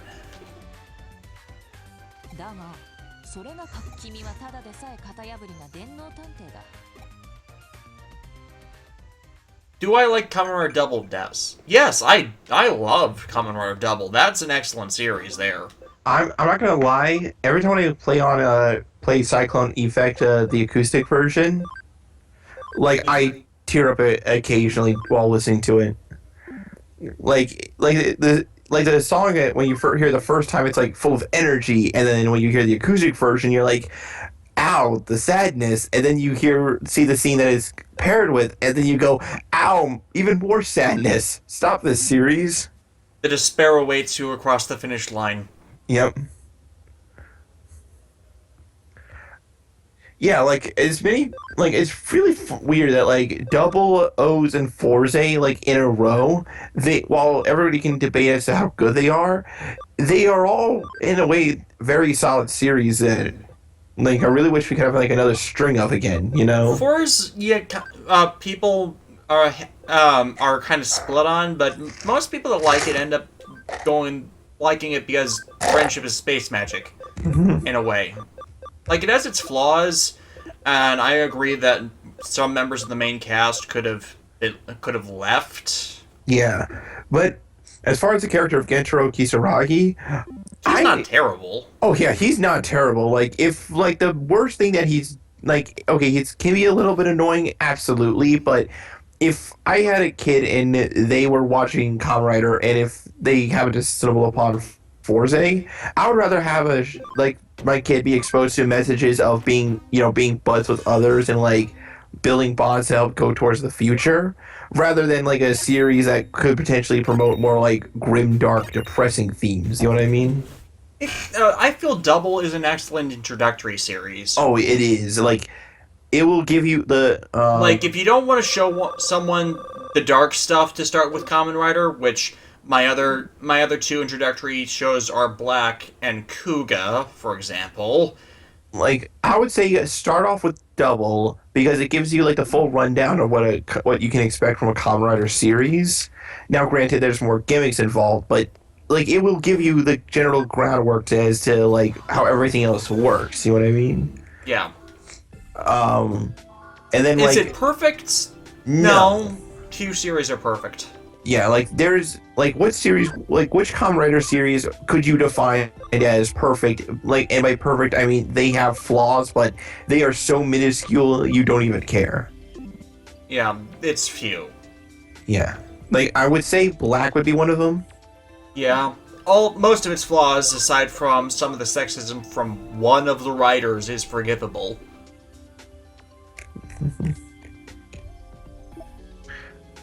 Who do I want to put in the party? Oh, no. Not Galruma. So how do you digivolve? I just go into the next menu. Oh, really? Then it has to be of a certain level, and once it is at that certain level, I can evolve them straight up. And why don't I show that right now? As I can do this with Galmon into what I hope should be Galgamon. Oh yeah, like the little punching dog wolf guy into like the little That was not where I intended to go, but now I know where to get him. I got a Leomon. You got Leomon from a dog? Yep. Huh. So that's how evolution works. Take that, Darwin. I don't need your science and theories now. I'm hesitant on whether I level Impmon because I have no idea what his proper evolution route is. Hey Davis, I saw Leomon. I was like, oh, I wonder how long it will take for you to die. He'll be devoured by Beelzemon. I already said I was going to do that.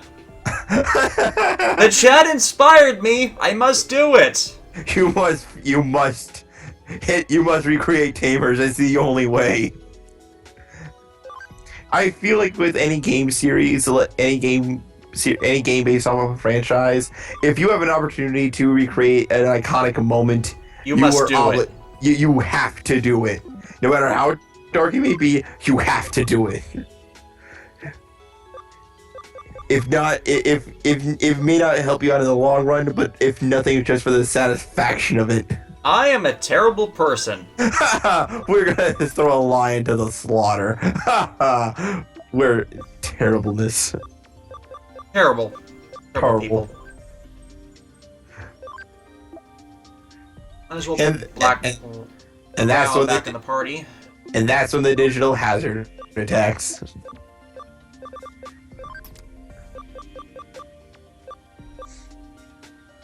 Okay, we got party members to spare now. Literally, we can spare many. So how do you go about recruiting Digimon? Oh, we just scan them. We scan them in battle, we get a bunch of scan data, and then we go to DigiConvert. And from DigiConvert, we can generate a new Digimon to join the group. You can scan them up to 200%. You need a minimum of 100% to generate them, but at 200%, they get a bit better stats, bit better max level. Ooh. But here's the thing: if you do that, then you can go into the thing called Load Digimon, and you can select it, and then you can cannibalize them. Haha, cannibalization.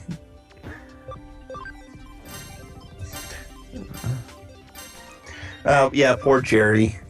Or poor Jerry. She had it worse in the Japanese version. How worse? They cut a few establishing scenes about her whole family life, and it's not it wasn't pleasant. Was it like abuse or something like that? Less abusive, more apparent, more non-intentional neglect.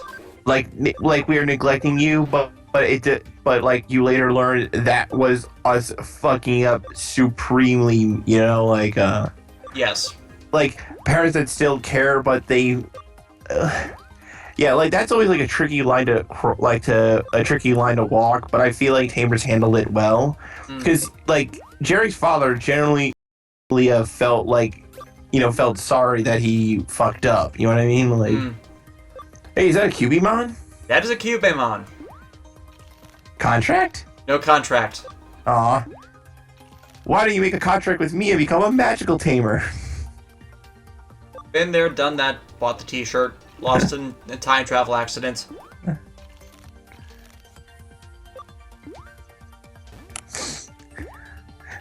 Walrus. I am the walrus. I am the Eggman. Cuckoo, cuckoo.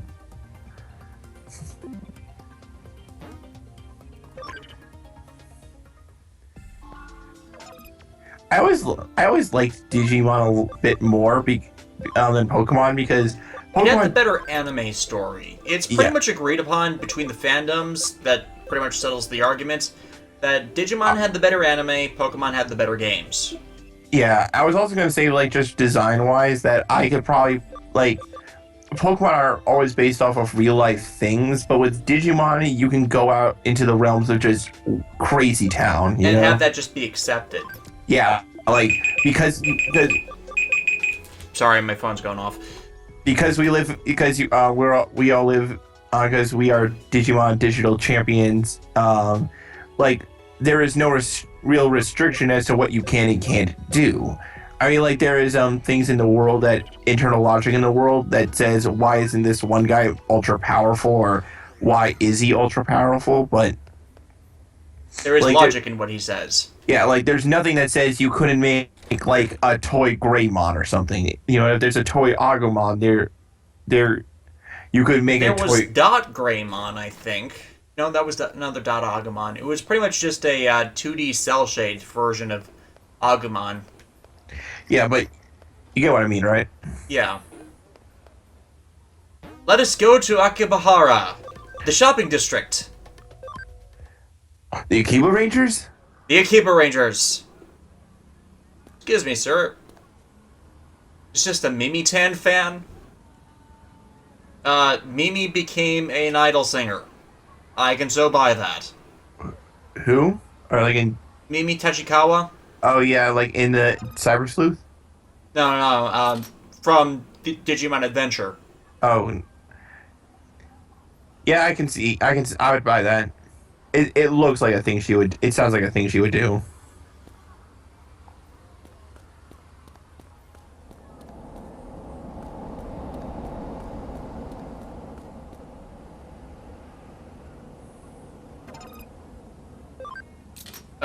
Maids. Too many maids. Ooh, shop. Oh, recovery discs. Removes dot. It's a status ailment. And yet we're still not getting the revival items from fainting or death. Okay. Oh my god, it's a Sega arcade. Sega. Sega Satan. Sega Satan. Shiro! He is my favorite Digimon. No Akiba Rangers, -10 out of 10. Yeah. I'm actually trying to see if I can't see the images for what's in the freaking arcades. Oh man, If they're too pixelated, I can't see it out here. Dang Gachapon machine! And it has a little dot Agumon on it. And behind that, I think that might be the Royal Knights? It looks kind of like them. Map. Shop. Select map. Select map. It's a small district. Golemon medal? Washing machine the other day. What happened? Damn, this dude has all his electronic devices blow up. Oh, dude. Rest in peace, my friend. Oh, here we go. Weird nerd boy. What? No way. Is this an investigation? Are you a cop? Oh, you're a sleuth. In that case, I have some free info for you. Oh, Is this guy Santa on an off day? You know, Santa-chan from Double. Oh, yeah. Oh dear. It's a love story. Still a better love story than Twilight. She's shy, but maybe it's her first time being in love. You're a weird nerd boy who's stalking a girl that doesn't even know you exist. I'm calling it now. Stalker. I really wish they could. He's asking for the girls he likes contact information. No. Stranger danger! Stranger danger! Because we're like friends and stuff, right? Best friends even? Dude, I just met you not even a minute ago.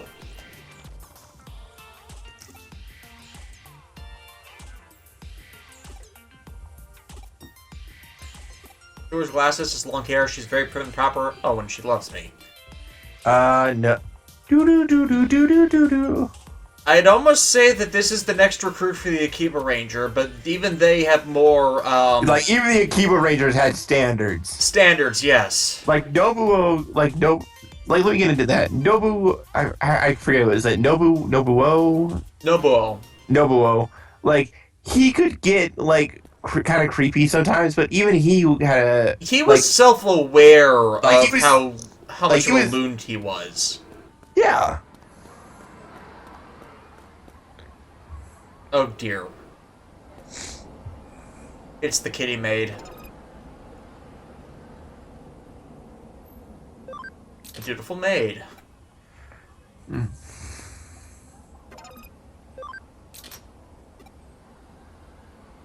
And now I'm running up to a bunch of girls that have no idea what I'm doing.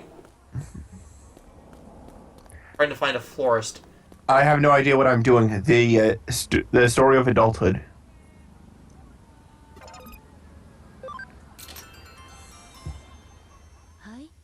Oh god. Oh dear.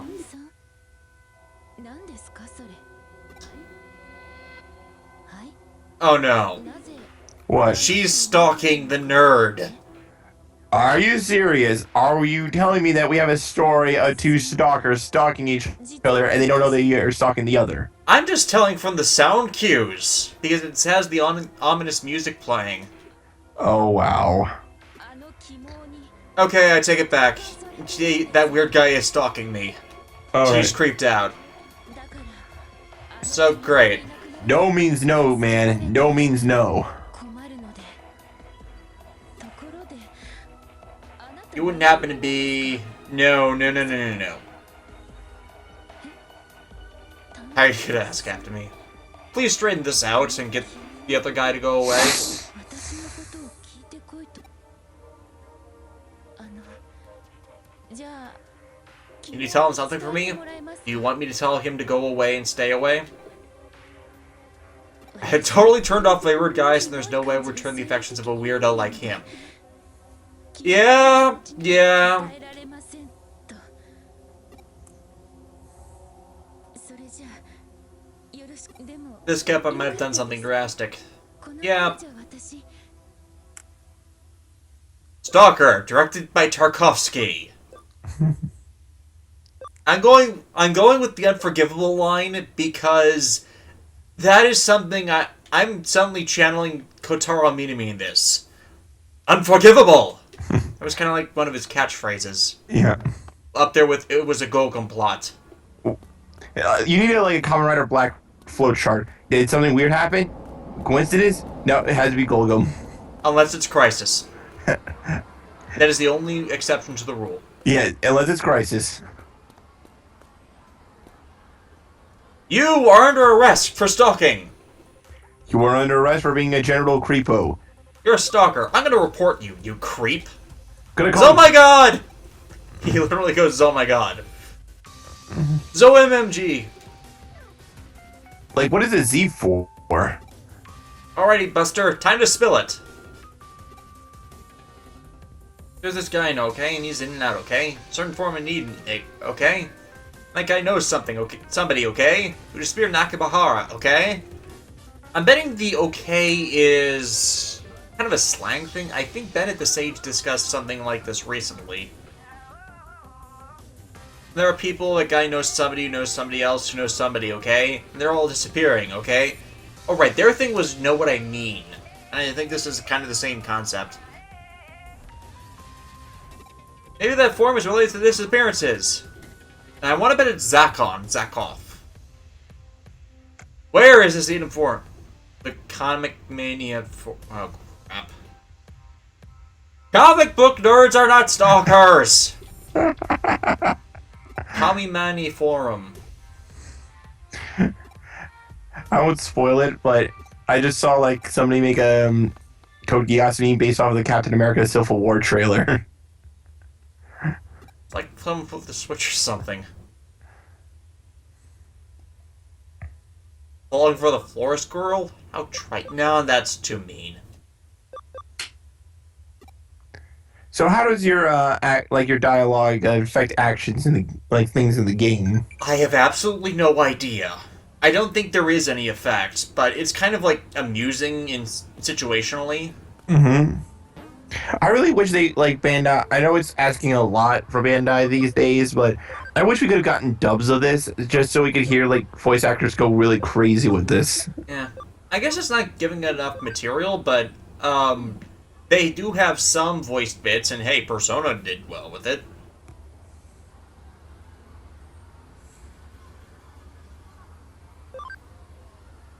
It's shield time right there. Okay, Yeah. So, next part of the disappearances, I need to get to an access point. So Buy one metal spin for 300 yen. It's a metal machine. Obtain Digimon medal. Metal Greymon! So what's the medal do? The medals you sell to somebody else for money. I put money into a metal machine so I can sell them to someone that gives me money. Huh. I think it's just a 100% completion thing for the most part that might give us something later, is my best guess. By the way, I mentioned this way in the beginning of this thing, but if I do get the laptop before MagFest, that means we have the we could have a powerful machine on our hands to help out with with our What we're saber. planning, yeah. Yeah, with our Keikaku. Oh, Our plan is great. Yeah, Keikaku Dory. Did you just see that kid disappear into thin air? No. It's the Comic Mania forum, or the Kamimani forum for short.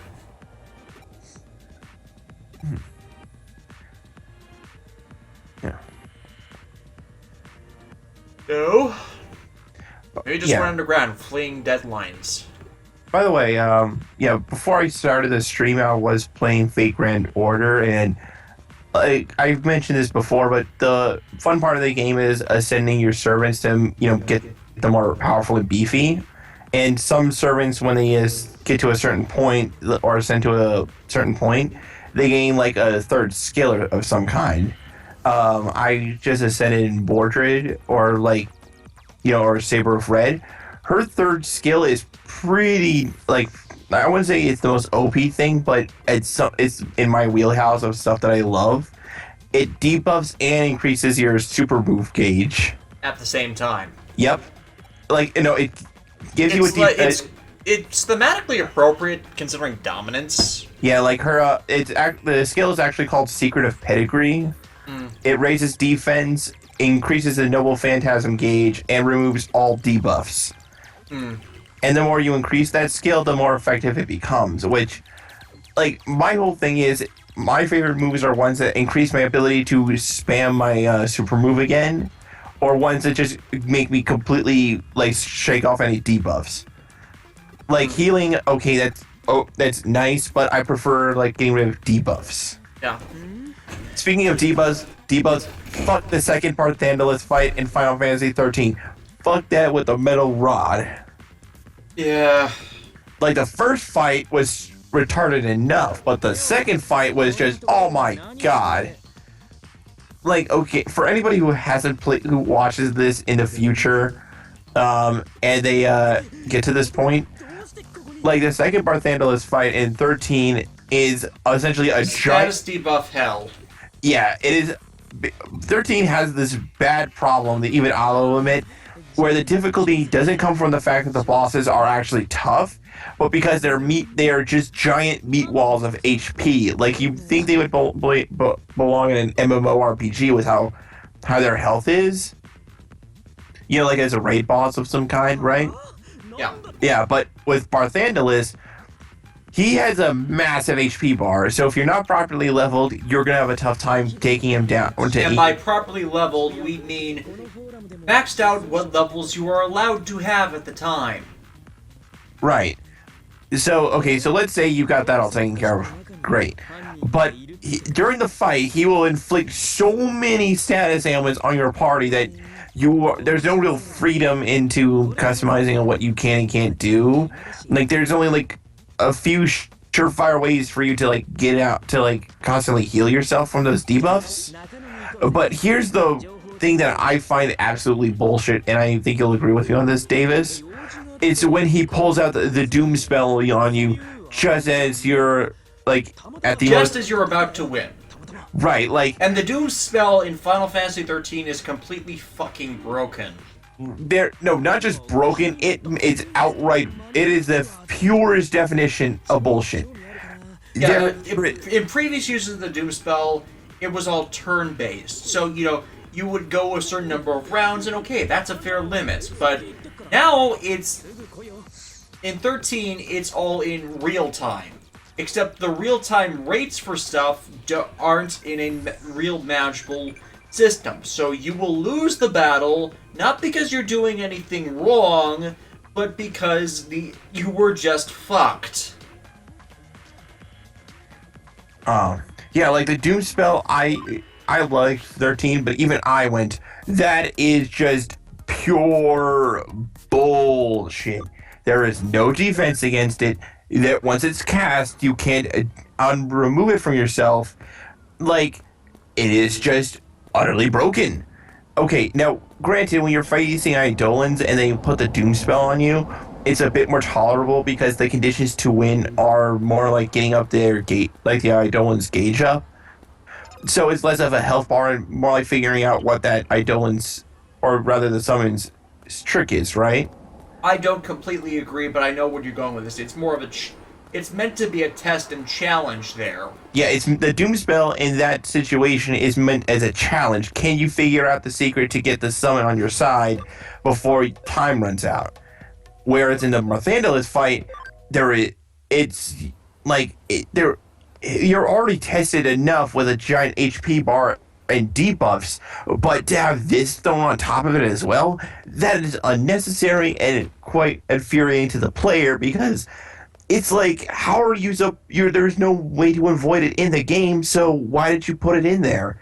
Anything that you put into a game, whether it's a debuff or a weapon, there needs to be some sort of balance or counter for it, you know? Like, you can't just have a spell that is like, lol, tis unblockable, right? Right. Yeah. Victory Uchida. Uchida? Uchida. Oh, Okay. Bigger mushroom. Got creepy mud metal.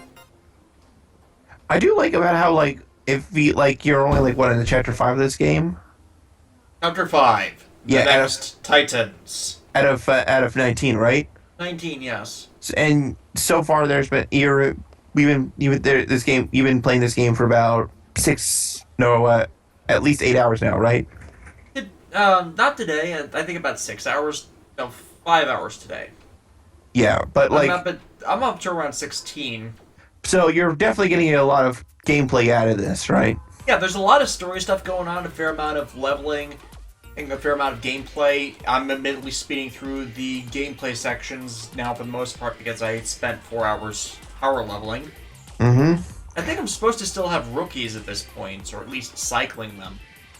But point is, I always love it when a game gives you, like, especially RPGs, it give you you spend like $60 on it, and you're only like at the beginning parts of the game technically, and yet you're like 16 hours in, you know? Yeah. Like, It's pacing itself. It's very story oriented, which it's not the most engaging best of stories. I mean, I look at my thing with the Dot Hack series. 16 hours in, I would have been mostly done with one of 7 games. Mm-hmm. But like for a But this has a different pace to it than those. This is like an ongoing mystery, so it feels like a serialized TV show in a way. Right, like the pacing fits accents the story that the game's trying to tell you. Yeah. Which is how pacing is supposed to work.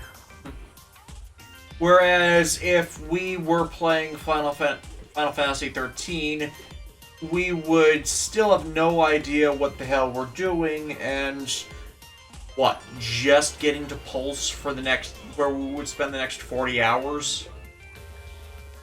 And honestly, my other biggest complaint that the 13 sequels could have fixed, but they didn't. Everybody says it, and it's completely true.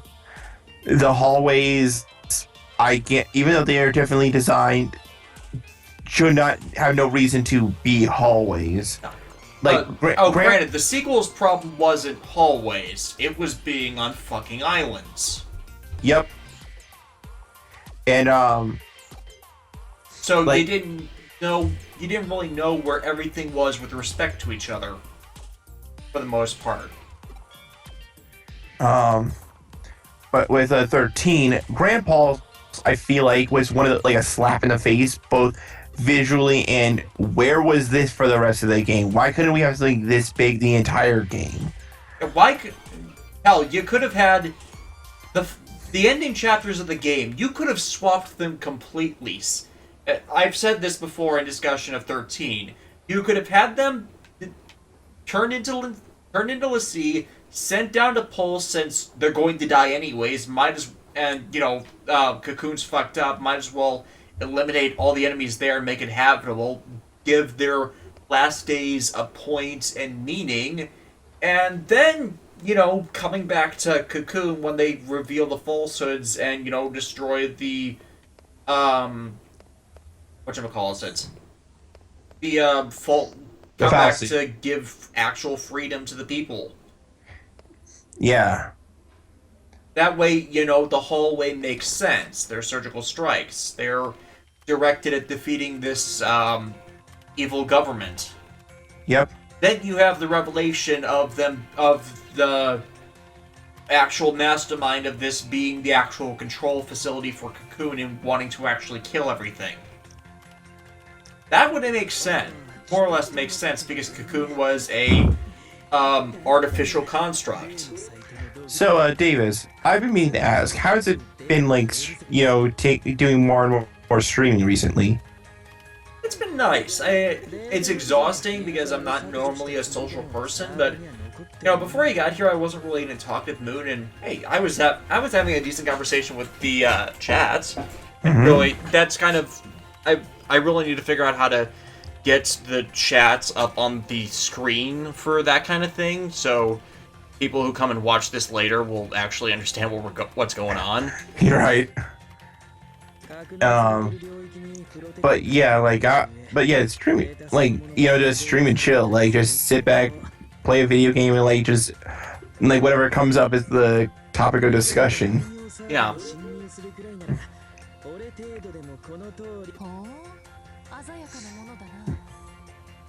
Who is your favorite Digimon character? Not Digimon character. Not Digimon, but the squishy humans. Yeah, the squishy humans, I should Rika. Say. No surprise there. Well, Rika and Takato. It's kind of a paired thing. Yeah. I just loved Rika's story arc throughout Tamers, especially how it concludes thematically with her mom giving her a shirt with a complete heart on it. That was aww. Yeah. I think Tamers did a good job of showing parents that it's not like they did care, but they legitimately did not understand their kids, and it wasn't because they weren't. In some cases they weren't trying, but Rika's mom, was being important to not smother. I guess would be the key thing. Right. Rika's mom certainly cared about Rika, but she was more thinking of living vicariously through her rather than what she actually wanted. Mm-hmm. Takato's parents are the strict and demanding sorts, but they kind of loosen up when they realize what their son's become. Well, not in a bad sense, but he's going into a good person all on his own. They realize that he is becoming a good person, and our son will never do anything it's going to be all right. So they were only being strict because they were just fearful that he was going to become a delinquent or something. And John Ryu and Jinraya are a bit more complex. Yeah. Considering the number of... that's more of recognizing an individual amongst a crowd, I guess, considering the number of siblings that were around there.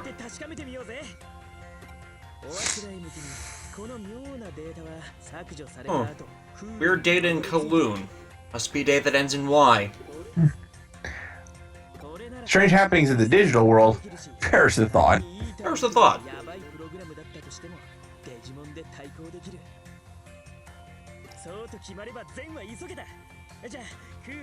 Oh joy, we're heading back to Kowloon.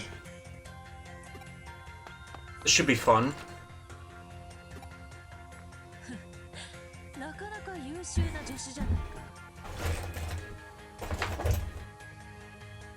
And the additional thing for Rika is that I know Chiaki Kanaka does as Word of Godded Runaway Locomon as non-canon, but I don't agree with that, mainly due to what they did with Regan. There fleshes out her character in a way Kanaka was never allowed to in the series, and if Kanaka said he likes that part of it and considers that you want to take that as canon, go ahead.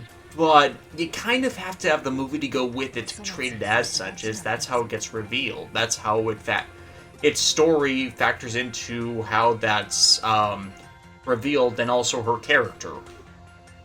I always think of it as just post-series event. I was gonna say... Mega Gargamon is awesome. It's a giant bunny war machine. Dun dun dun dun. Dun dun dun dun. Dun dun dun dun. I'm trying to do the Terminator theme. Yeah. Dun dun dun dun dun. Dun dun dun dun dun.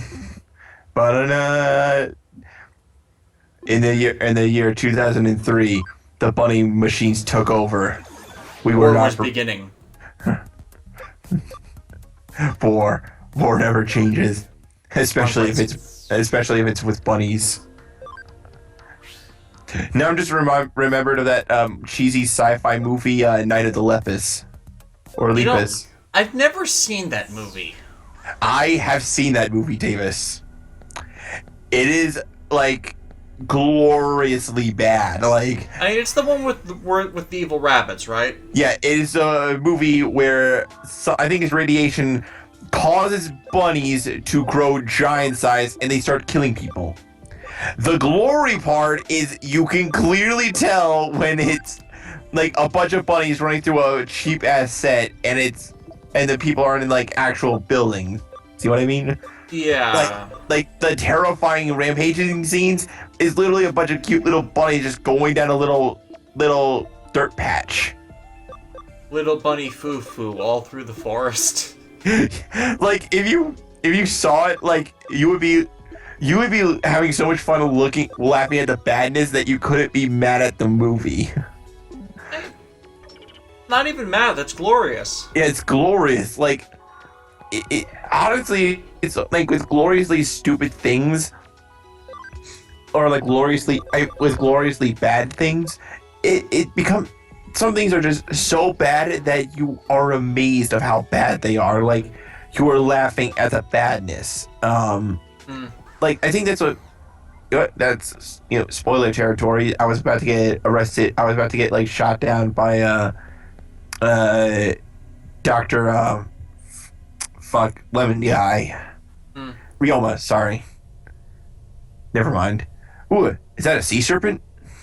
That is a Seadramon. That is a Seadramon. It's like Pokemon Heart Gold or Soul Silver when you had like giant ass legendaries following you everywhere.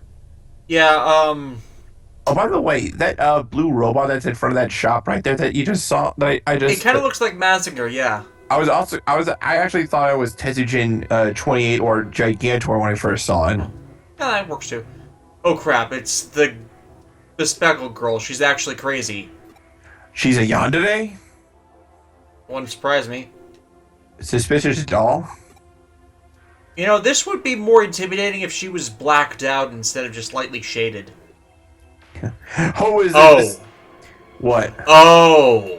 What? She is the one abducting people. Oh. So this got straight up serial killer territory. Yeah, if that's actually what happens, then you definitely needed to black her out. Are you ready? They should be looking somewhere on Kowloon level 1, and we're going to look for it. I'm betting it's by the other teleporter. By the way, speaking, like, if only there was a way to stream, like, the Battle Network games, I would be down for co-hosting that. Oh, there is a way. I have the Game Boy player for the GameCube. Oh, really? Yeah. Oh, nice. So I can easily just slot him into that and then hook up my GameCube to my Elgato capture card. Like, the Battle Network games were my jam. Like, I remember, like, seeing an advertisement for Battle Network 3 in, like, a Game Informer, like, way back in the day. Oh yeah, Battle Network 3 is the accepted best of the Battle Network games. Like, I remember getting that game. My only complaint there is it doesn't have hub style, and considering I could get Aqua Custom, that wasn't much of an issue for the most part. Like, I remember getting that for my birthday, and I just fell in love with it. The music, just the combat styles, and like fighting the bosses, and the like. Oh man, it was also my first experience with like having a secret level.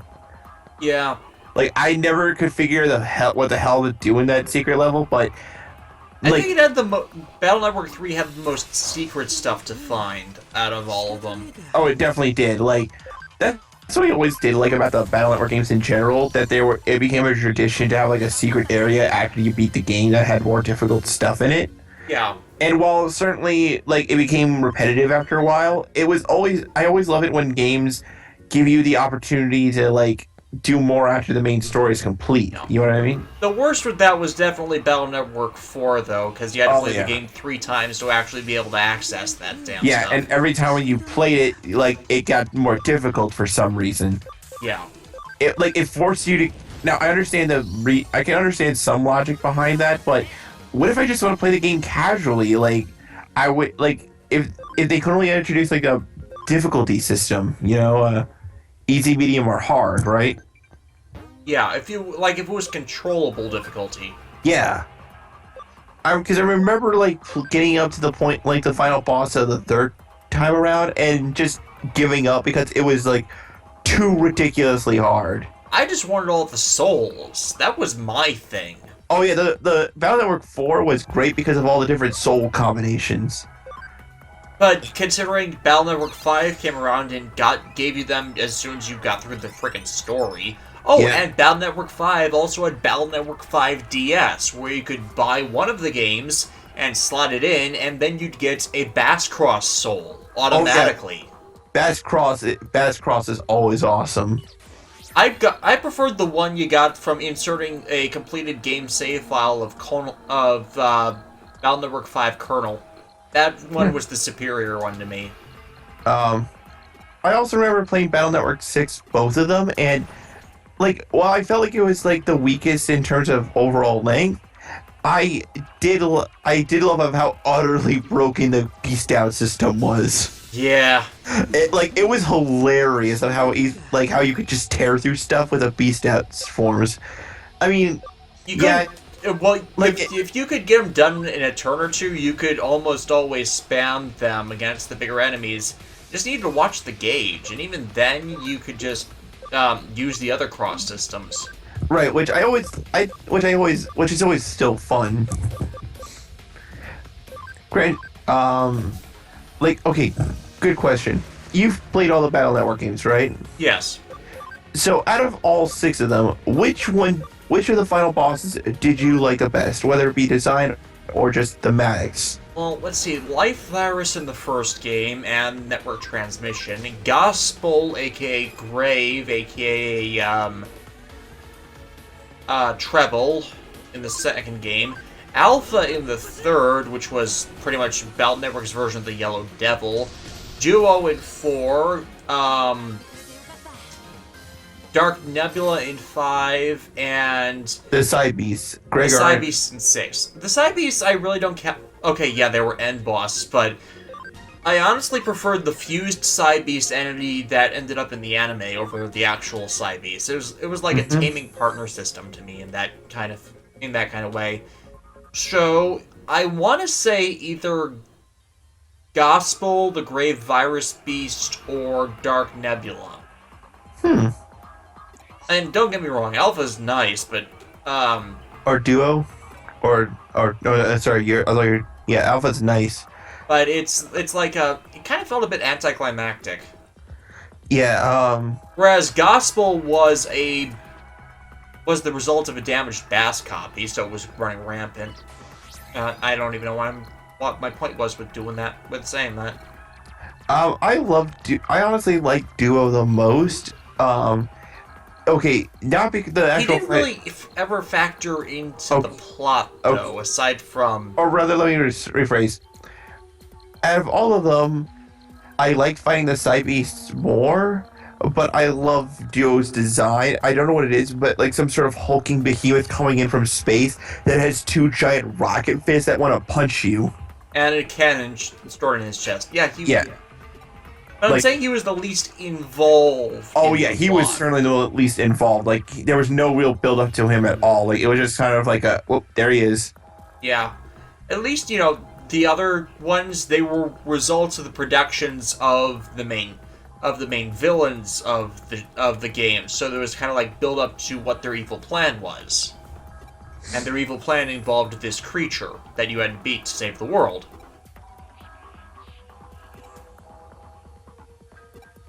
And now we gotta go back to Akibahara.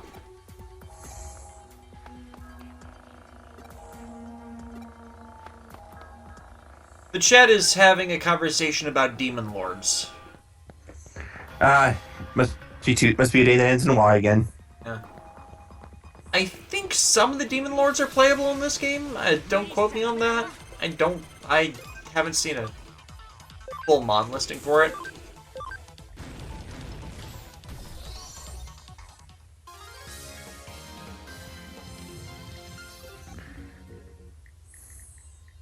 And then they're discussing how the Royal Knights can beat the Demon Lords. And, that's just a case of typing and numbers there. Mostly typing. Well, if you're looking at numbers, then you just spam Utopia, number 39 Utopia, and then you just block everything. Seriously? I saw an opportunity to make a very, very lame joke. Yeah. I kind of regret taking it.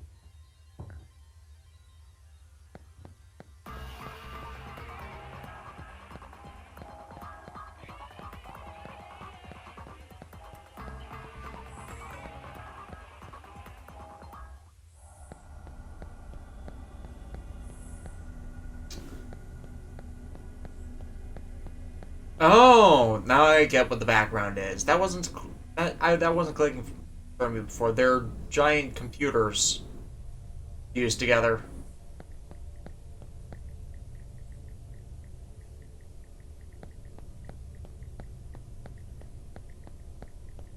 And we're logging out time. I actually like that this game has the type management system. It gets a bit convoluted, but it's still nice. Okay, so off to Akabahara.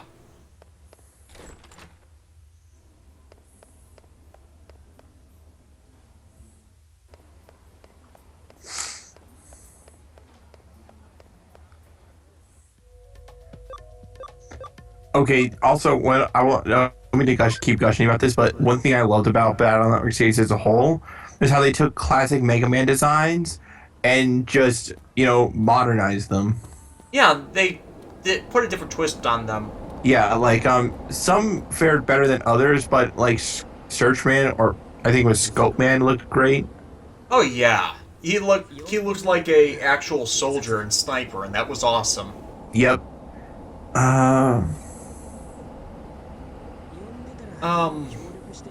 It's kind of hard to say my favorite one of the redesigns, because I don't want to say they were all over the place, but there was a kind of symmetry to the basic design, and then you got the colorization changes and the armor differences that made them who they were. So, what am I saying? It's the divergence between a more base model was clever. Star Force. I only played the first Star Force. I actually played all three, and if you would like, I could talk to you about like what I liked and disliked about those games. Most of the designs are based on constellations, which in my opinion worked. And oh crap. What? It's an overlay area. Every place just got a little bit more digital. Uh-oh. Cue that cheesy "We're Going Digital" from the Digimon movie. You know that song? I have that song. I don't have it actively. I have the CD. But with Star Force, there was one major problem through all three games that they came out with that I was like baffled as to why they made this design choice. Was it the Brother Band thing, or how they changed the battle card system? No, not the battle card system. It was the way the battles were portrayed. So. Oh yeah, the third person limited perspective instead of the movable platform. Like, we're going onto a DS, and we have the opportunity for 3D full range movement, or at least, or a bit more dynamics. Like, you know how in the anime when they use chip cards, like, you got to see more strategies involved with them. Like, it wasn't just spam swords or something like that. Yeah, and then you go to the 3D game and you make it limited. And you can only move left or right. You can literally only move left or right. Why? There is no need for you to only move left or right. Like, by the time the Star Force games came out, the first game, that could have been acceptable, but to do it 2 more times after that, unacceptable. And then the one they fixed it in, the crossover with the original Mega Man Battle Network, then they didn't import it. Yeah. Like, what the actual hell?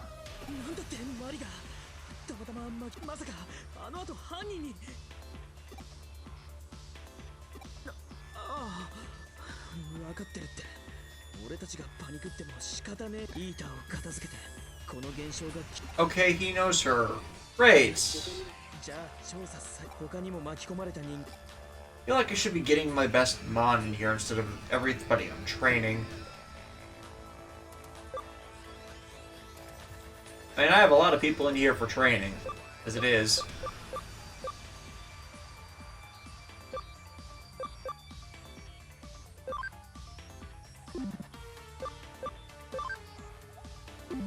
Okay, go to the terminal. It's a Digicorp's run.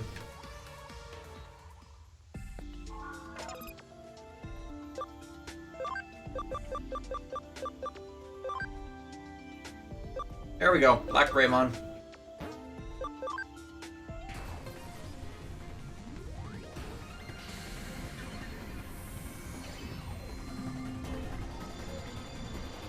That's not really a Black Greymon, that's Blue Greymon. A black Greymon. Why does it have to be a black Greymon? Why can't it? Why does it have, like? Can't there be a white or a green Greymon? That's not even a black Greymon. That's a blue and black Greymon. That's what I just said. What the hell? If that's black, then like, if I'm black, then like, the sky's yellow.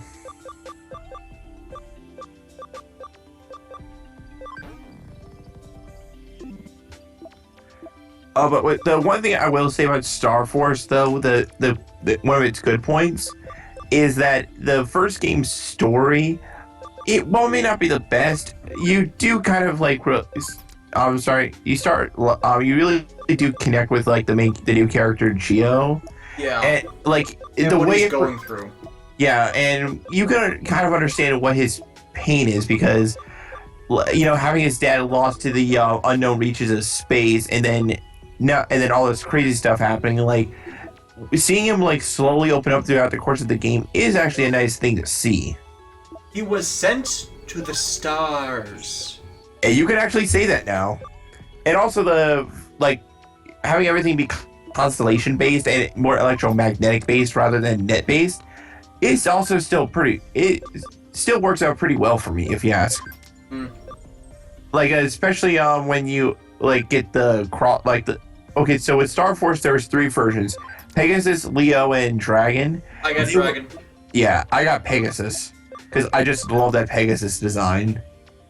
I'm a sucker for power, like, you know, like backpack wings and you know, the color blue and that all odd stuff. Yeah. I can see that totally being you. Also, like Pegasus' whole thing was ice based, and I love the winter.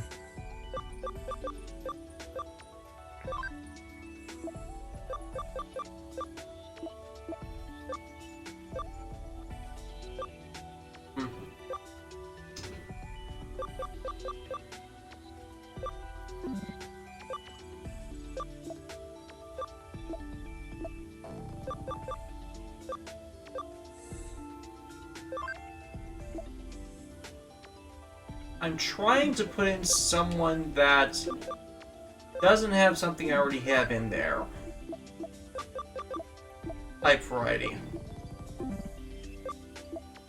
Data, vaccine, data, virus,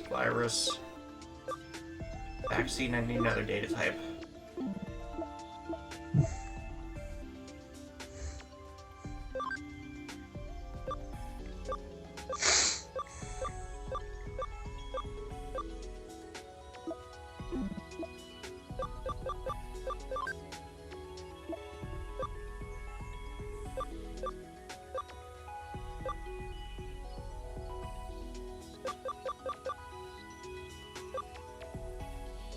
You know what? Fine. Bergamon.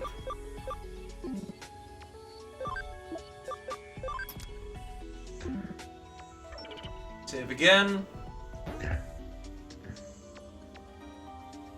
Haven't saved in a while.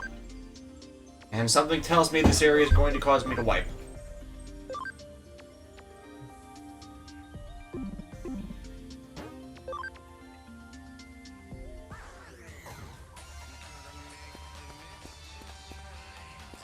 Not here yet. So, Galmon, Hawkmon, and Armadillomon. Seriously? Now is when you guys show up? Galmon? It's the blue dog thing with. Oh yeah, that's right. Like, oh, you mean like so you can scan them again? Yeah. It's like, oh, now you show up. Cross combo.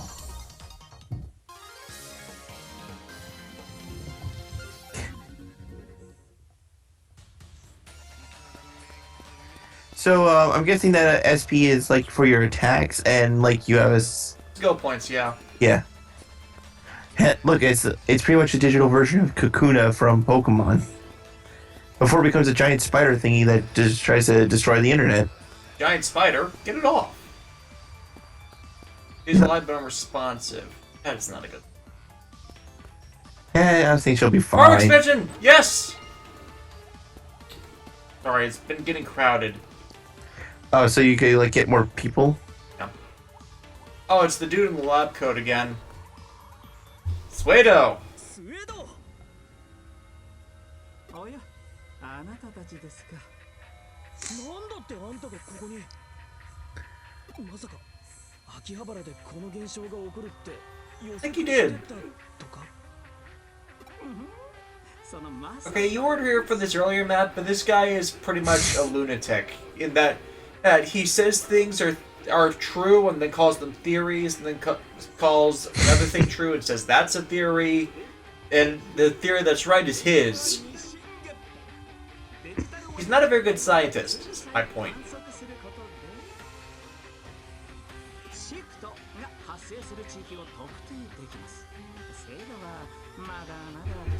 Is there anything you want Digimon try to change from 0-2? Too many things. I want Try to have the overarching plot of the whole Dark Ocean incident having some further meaning.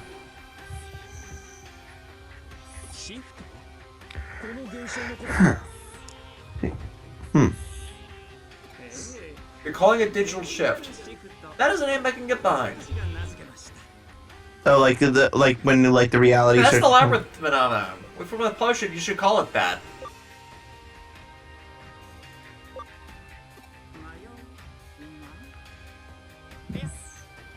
Conjures up a vague sense of nostalgia and dance magic dance. And the David Bowie. Rest in peace.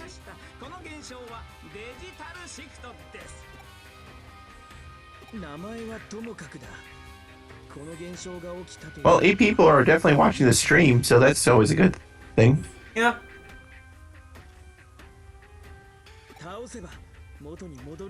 Plus, I got 2 of my friends in on this yesterday to showcase them the game. They both already picked it up. Oh, wow, really? Admittedly, they were already going to, but, you know, delayed behind what I was going to, so I thought I'd show them that it actually was good and worth the time. It was actually my original intent of actually playing this game. Yeah, like, you know, that's what, like, streams I feel like will ultimately be a good thing for, like, everybody. Is because whether they complete the game or they just, you play the game for an hour, it's always good to see the game's test run to see, like, is it really worth your time? Mm-hmm. I mean, some games, most people will be like, yeah, I'm getting that, like, day one. And not everybody's going to be like that. And, yeah, you know, that's why I want to have these up, leave them up there, because I want them to continue importing Digimon games. And if someone sees this, they'll see a bit of the playthrough and, okay, yeah, it took a while to get to actually getting Digimon, like a full half hour of story stuff, but,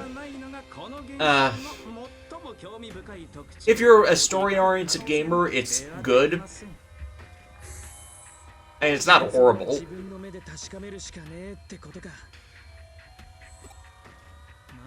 And, when I went into GameStop to get my copy, there were a bunch of them saved for pre-orders, like about a dozen, so... Oh, really? I know at least in my area there were a bunch of Digimon fans that were ready to get in and grab them.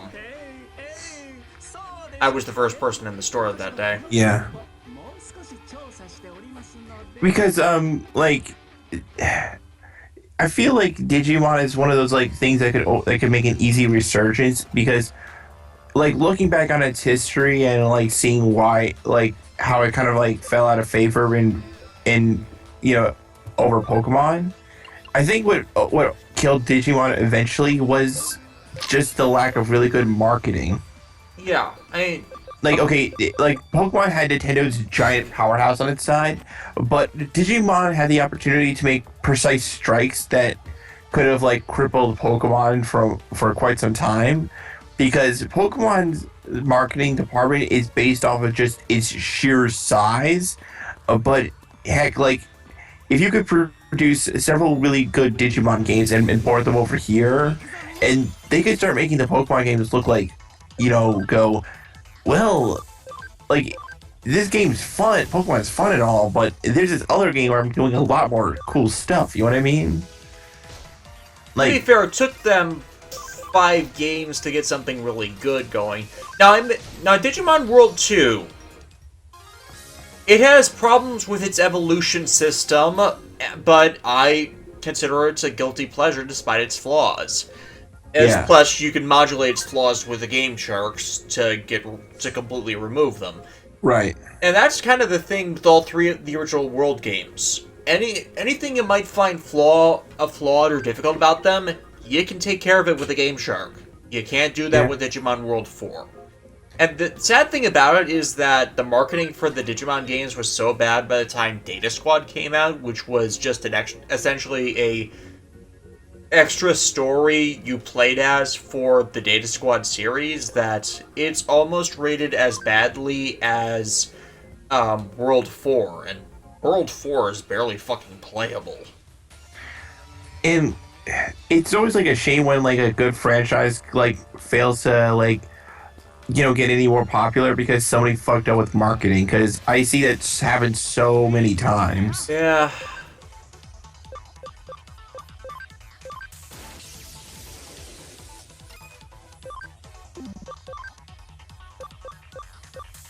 What do I think of the villain of Data Squad, Kurato, the racist scientist? I haven't seen that much of Data Squad. I kind of said this earlier in the stream. That it's a series I didn't get to watch when it aired because I was in college and the college dorm room cable was not willing to spring for Disney. Oh, going back to this again, I just got reminded of this. So, like, apparently the game Fake Grand Order has just hit, like, 5 million downloads alone. So... Great, so 5 million people on the planet are playing it. Well, like, some people actually have multiple accounts to, like, help get servants, but point is, it's still a huge mass of people, like, playing the game. Mm-hmm. So, to celebrate, they've added 3 new servants into the game that can be summoned. I forget the first... One guy's named, like, his name is Fionn McCool. The guy who betrayed Fate Zero Lancer. You betray the law! Beowulf, like, actually Beowulf, like, he's shirtless, has jeans, and his noble phantasm is him, like, tossing aside his weapons and just punching the shit out of the enemy. Like, he goes aura, aura, aura on them. You know, like the crazy rapid punching thing that some people do? What class is Beowulf? Berserker. Yeah. Fionn McCool is a Lancer, and the main one that everybody's after, who's from Fate Prototype, is Brynhildr. I know that name. How do I know that name? She's known as a Norse Valkyrie. Oh yeah, that's it. But I'll Is she a rider then? no, she's a Lancer. Another Lancer. So many Lancers. But I'll post her picture in the Skype chat. It shows her various ascensions. But if you look closely, she's wearing a Sailor Fuku. She is essentially a magical girl. Sparkling Generation Valkyrie Yuki. And her I forget what her noble phantasm's called, but essentially she makes her lance get super huge and just slams the opponent with it. Like, she just, like... It's Sparkling Generation Valkyrie Yuki. Pretty much, yeah.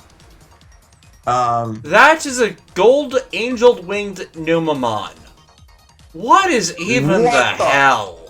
That is my OC Numamon character. Death to Numamon.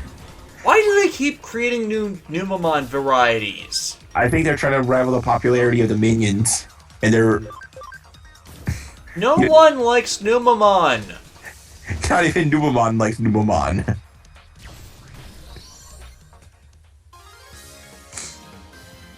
Ooh, Cam USB.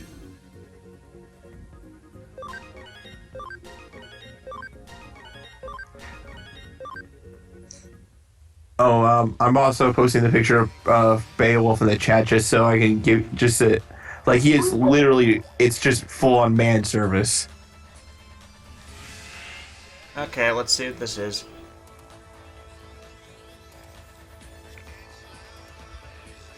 Yeah, I can see that.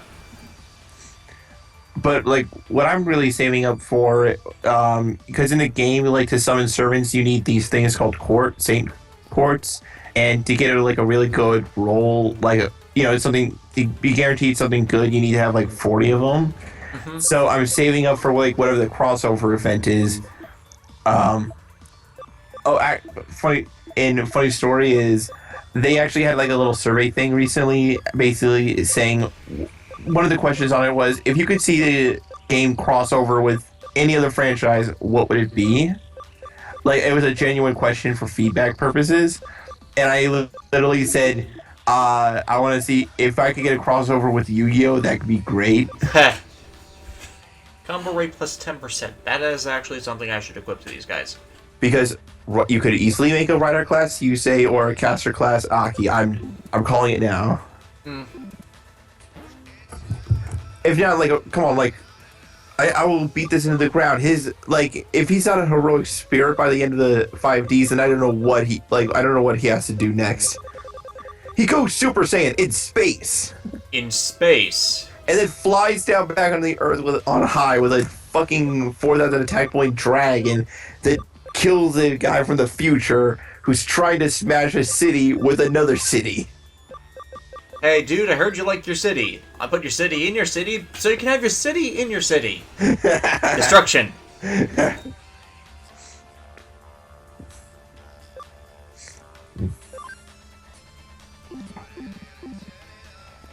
I summon number S39, Utopia of the Lightning. I am so glad that's not actually being released until after we're done at MagFest. Oh yeah. Spam Utopia. Are you dueling Matthew? Yes. Is he playing with Utopias? Yes. He will use Utopia of the Lightning. Like get a flowchart of how a duel going. Yeah. Is he playing with Gagakas? Utopia's coming. Is he playing with Fortune Ladies? Utopia will be there eventually. Is it a U-Bell deck that has nothing to do with XC's monsters? Utopia's in it. Well, at least the XC's monsters make sense for that in a way, because the Utopic Dragon, you can actually summon it through that means.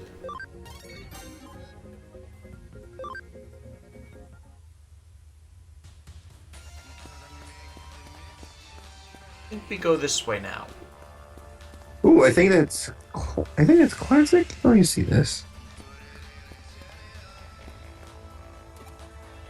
Actually, I need to go back the other way because there was a door there that I didn't take.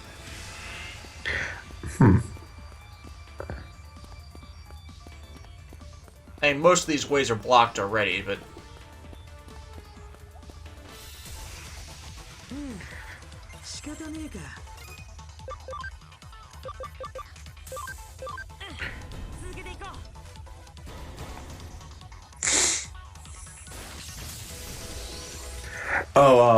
So what hopefully I'll stop talking. I'll stop talking about it with this. So, one of the servants being added into the game at some point will be Ramses. I've talked about him before, but do you know Ramses. I automatically go to the Courage Like the that- Cowardly Dog episode. Yeah. So do you know what was I gonna say? So do you apparently guess who he's being voiced by in the game? The same guy who voices Dio. It was me, Ramses. And that means, like, that voice actor would have crossed over into several major franchises. He's done Sayo from GX Season 2. He'll be doing Ramses. He's Dio. And the most left field role apparently he's played was a cutesy mascot character in a Pretty Cure series. Really? Yeah, no, really. That is a thing that happened.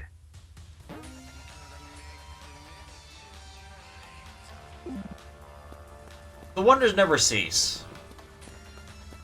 No, I just like looking up these voice actors and just being blown away about it, like how crazy. As I thought. Yeah, see, the chat gets it. Return the slab, or suffer my curse. What's your offer? You have to follow it up with "What's your offer?" if somebody says that in a convention. You were required to do so. It's almost internet law. Yeah, you have to.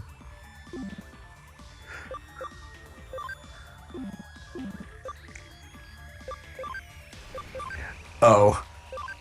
Hey, Davis, when you said return the slab or suffer the curse, I remember that I made this. I literally just photoshopped Ramses' head on top of Ramses from Courage the Cowardly Dog. You didn't. I did. It was from something else completely. Wonders will never cease.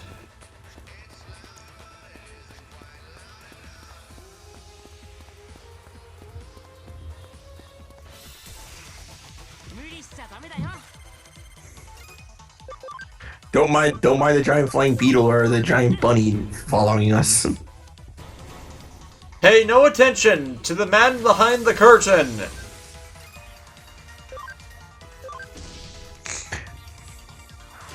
Don't you? It's just like Pokemon when you walk into your. Have you seen that meme where it's like going back into a low level dungeon when you're high leveled and you go, I have no memory of this place. You see that? Actually, yeah, I've experienced that with World of Warcraft. This is just taking me back to like Pokemon games where I somehow wind up in like the starting area again, and I am killing like small little creatures, and I'm going, I have no memory of this place. Like you just come back from such a long time after being so high level that you go, was this a challenge at some point? I feel like you should know this.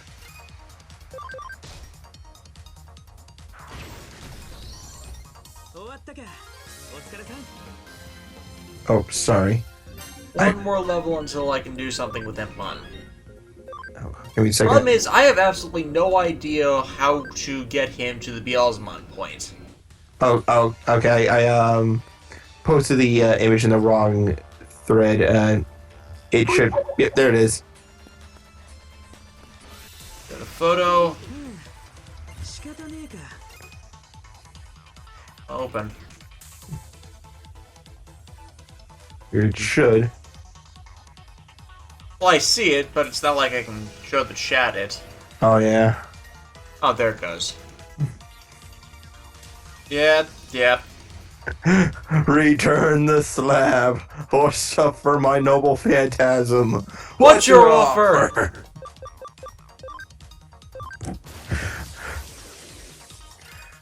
They need to make a digital Kamen Rider. One that has an overt digital theme? Yeah. I have said that in the past. It's funny, the themes that you think they would have tackled already, they have yet to tackle. Like, you think a digital writer would have been a thing by now. Yeah.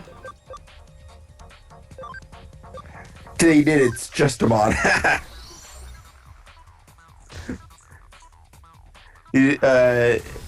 Gerald H said they did, it's just a mod. Yeah. That's a Digimon, not a Kamen Rider. Mm-hmm. Oh, anybody played Fate Extra? No, I have not. I honestly have not really looked into that. I have no idea what the plot is.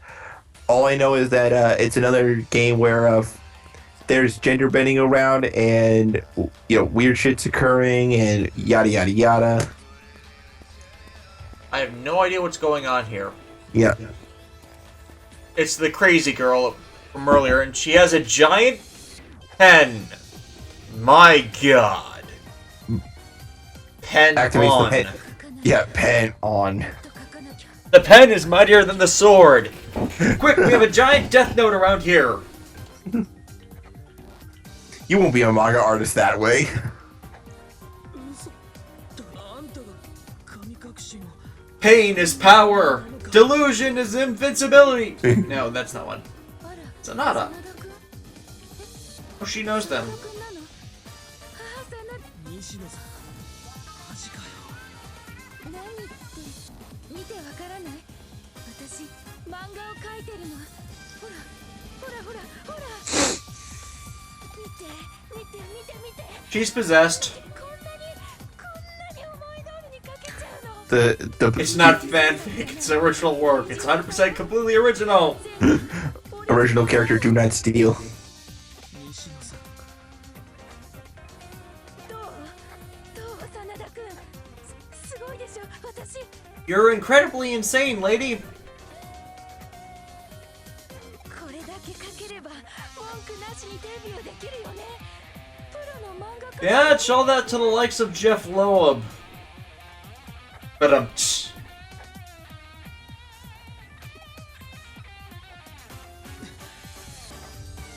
漫画を描いてる Yeah, all you drew was a bunch of speech balloons. それはどこか笑えねえんだけどマジで真田君 Is she from Ranma 1/2? Yeah, this does kind of fit the mood of Rumiko Takahashi, though. やっぱりそうなんだそう And she manifests. Oh, dude, that that possessed doll animation. I haven't seen it yet. It'll show up in a minute. Oh god. Yeah, it's like she's gone completely insane. I mean, yeah, she currently is insane because of the possession, but あいつらと一緒だね They think I'm crazy, baby. Like that song. How does it go? yeah. I remember when I started to lose my mind. 笑って生きてられ I think she's mixing a few screws. I think either she's gone crazy or she's praising some sort of unknown deity. Is this Yandere Simulator? Is this Yandere Simulator? 私あいつらを笑えなくしてやったのここだと何でも私の思う漫画に書いたことが本当に Yeah, totally the Yandere Simulator. Now we know how to get it past Twitch's censors. 私の漫画が完成したら that will show them. And censor with a C, by the way. 私の読者に私の漫画の虜になるんだからそれまでお願い黙って Of course, there was a martial arts with drawing in Ranma 1/2. Everything was martial arts in Ranma 1/2. Aside from the spousal abuse. 見ないで見ないで見ないで見ないで見ないで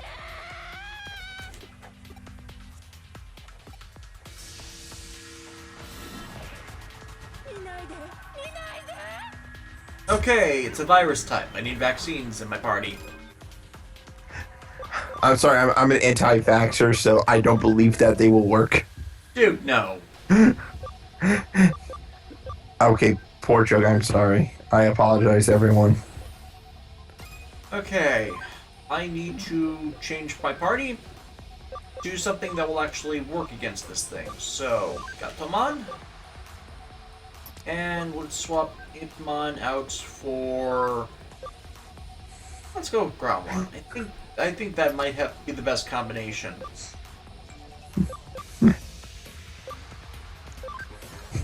That's cute. Mirror reflection! It just hurt itself? What? What is Stop this? hitting yourself. What is this, old school Yu-Gi-Oh! And somebody played Mirror Force? Lightning Paw only does 150. That's not good. Speaking of, I actually, like, Crunchyroll added some new episodes of the original Duel Monsters onto their site today. And like, I got to the part, and they're at the part of the Duel with Pegasus where, like, they decide, Yugi and the Pharaoh decide to, like, do that mind shuffle thing. Yep. It, like, actually seeing it, like, again after all this time, it is probably like the first real brilliant haha gotcha moment.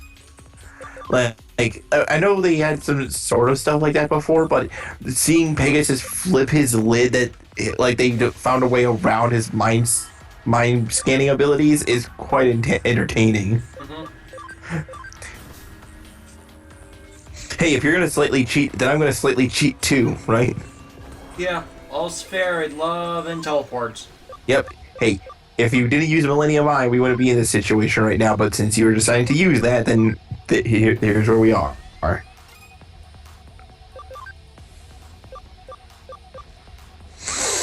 There we go. 3x damage. Done, uppercut. Combo. Not the one I was hoping for, but okay. Why does it keep hurting itself? Who, the Wisemon? Yeah. Maybe it was beating itself up over the pain that it had, like, it's a terrible loss. Ow. Okay, so I'm guessing, like, the way... Okay, so the way this management works is, like, the enemy has their turn, and then you can select who goes next during your turn. Yeah, it's kind of like Final Fantasy X's combat system. That's what I was about to say. That's what it reminds me of. Which is never a bad thing, right? Yeah, Final Fantasy X had an excellent battle system.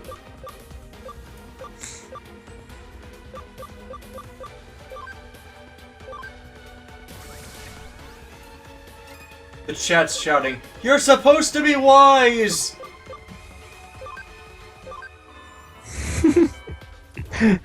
You're supposed to be a wise man.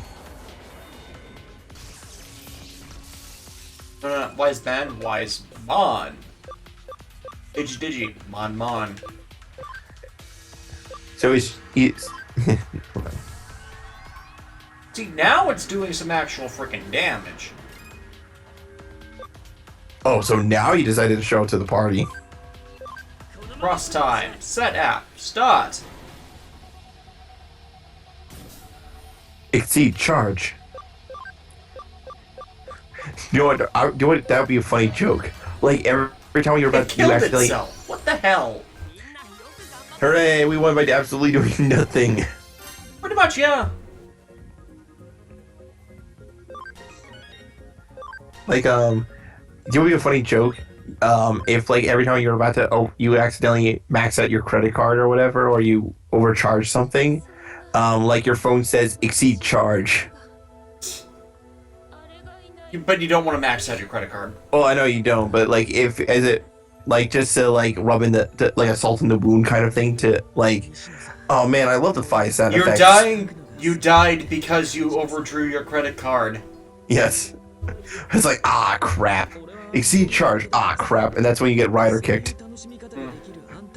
Because you can't pay your debts. Yep, the new smart brain banking system, like where if you max out, then a Ryo Trooper will kick you in the face.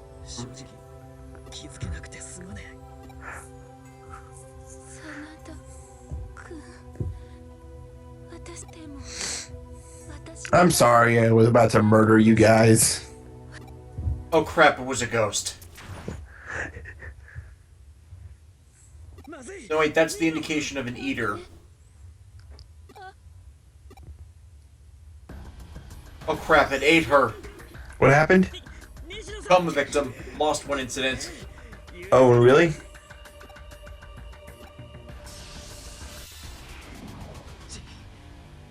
This is not good.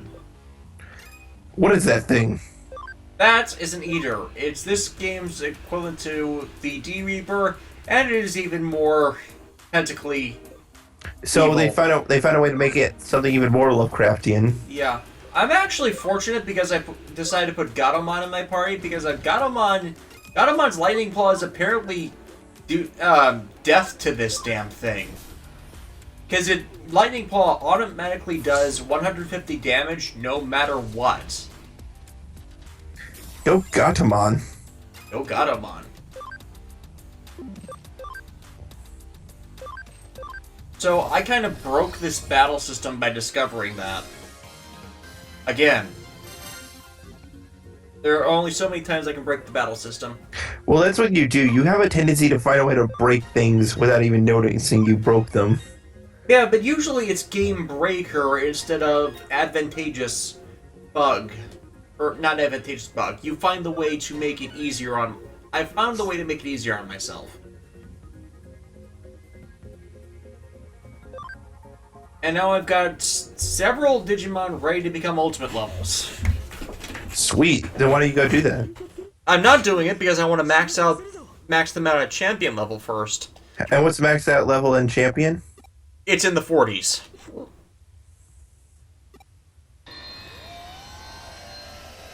Cthulhu's what I was guessing that was. Okay. And the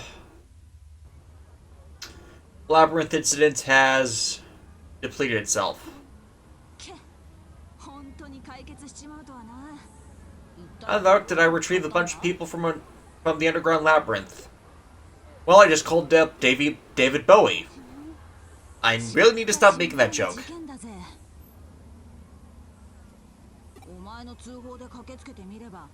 Well, yeah, because they were frozen in time. Roidmute! That's what caused it. It was a Roidmute incident. You should have called in the Special Unit Division. The damn Roidmutes.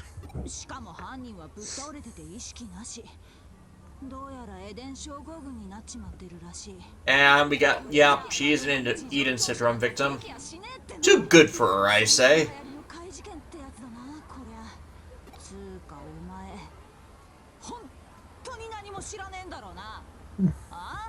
She's ready to kick my ass, I can just tell.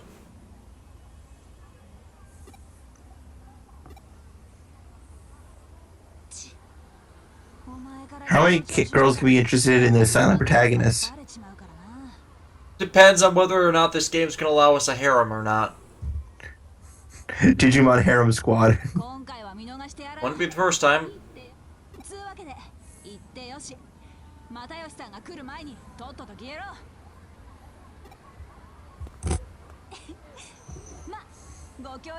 I love a woman who can kick my ass. See you later, Space Cowboy. Bang.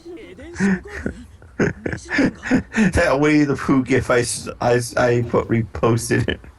Yeah. It was unbearable. Oh, Arata's beginning to connect the dots about the player character. Semi-digital form within the digital shift. Yeah, he's figured it out.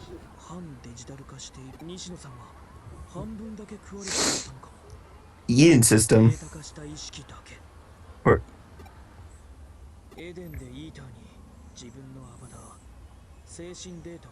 We already made the Yggdrasil and Gaim jokes too.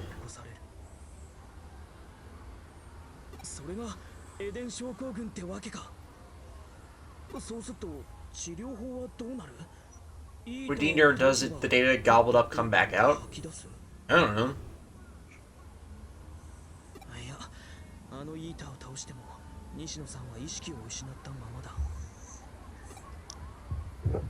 oh yeah, Deadpool should be fun when you get here. Hmm? Deadpool. Yeah, that should be fun. I actually think there's actually a local theater in my town, so we could even, depending on when you get here, we could probably even watch it watch it that night. Yeah, that'd be nice. I'm kind of split between doing that and doing it as a group of people, but whatever's more convenient. Yeah. Oh man, I'm just so excited for that, and I don't care if my work says something like, "Oh, we need you on these days." I'll be like, "No, screw you. You guys got months in advance of me doing this. Like, there is no way I am missing this." Yeah. Quite the adventure. A labyrinth, some disappearances, and a giant Digimon to boot. That giant Digimon warrants the most attention, though. Yeah, it must have been a perfect level. By the way, can I just say that no matter what, the Deadpool's marketing campaign has been on point. Yeah. Like, almost every one has been just damn perfect, and you know how involved they were in it and having fun with it, and it's always nice to see they're having fun with something like that. Like, I saw, like, I think you've seen the Tumblr post where it shows, like, a billboard sign that says, like, that shows, Skull, like, pile of poo, L. Yeah. And then they actually made a joke poster that said "Skopoople" as to like make fun of the people who misinterpreted what it was saying. Get it? Good. Instead of Deadpool, it's Skopoople.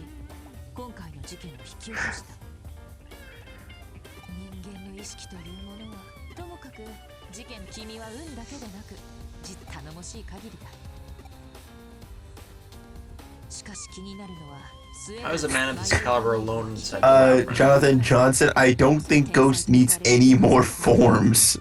Kamen Ghost needs more forms, said no one ever. Said no one ever.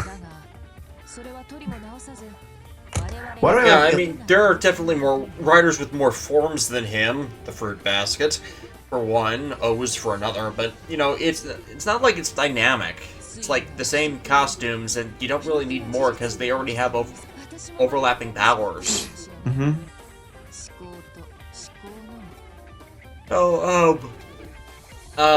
Goemon and Ryomon don't seem to really add anything new. By the way, yeah, that is still depressing seeing Lightning, like the only likable character from 13, become a fashion model. That is just sad. Yeah. We have a bunch of cases, and one I've kind of already forgot to do, but it's almost 11, it's almost another 3 hours. A new job has come in. Oh, great. You know what? I'm going to go to the Digilab. I'm going to see where everyone is evolution-wise.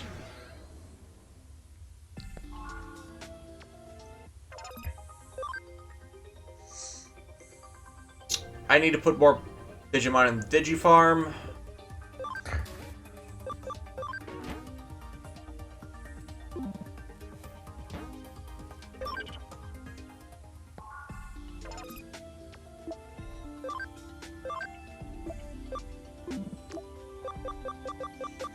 I really need to catch up on Dino. There's a lot of stuff I need to catch up on, but more importantly, I wanted to see Dino. I wanted to like finish Dino Charge, and then get caught up on Dino Supercharge to see like how they're handling things.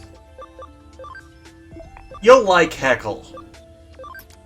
I'm actually like when I heard what they were doing, I'm going that like where was this like 2 years ago? No wait, of course it went from RPM to this. There was nothing in between. What are you talking about? There was no Samurai and Mega Force. That was all a dream. It was a grand conspiracy by the U.S. government to make sure we were all stupid. Like those never existed. Anybody who says they existed is lying to you. But I like how they're utilizing the suits and stuff. You know what I mean?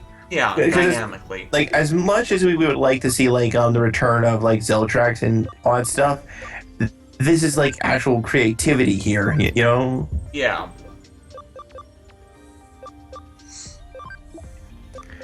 Also, I will like even though the Zord Builder system sucks as a whole, one thing I will give the Dino Charge toy line credit for is that we are getting Zords based off of the Beast batteries in Dino from Kyoryuger that like for some reason never had a Zord. Yeah, that was pretty clever. Like we are getting like Archelon, like the giant turtle, like his Zord is apparently a giant buzzsaw. I liked the giant crocodile that turned into a pair of crocodile fists. Like I forget what its name is, but I know what you're talking about. Yeah.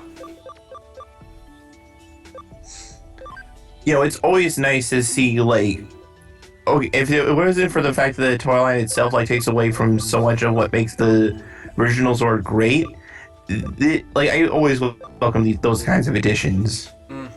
Like any addition, like where we get something from, something from a show that should have been there in the first place in all regards. Yeah. I don't know. I just believe that if you have something in a show and then you like show the characters using that thing and there's like nothing to go alongside with it besides like a little battery, then there needs to be something more. I don't know.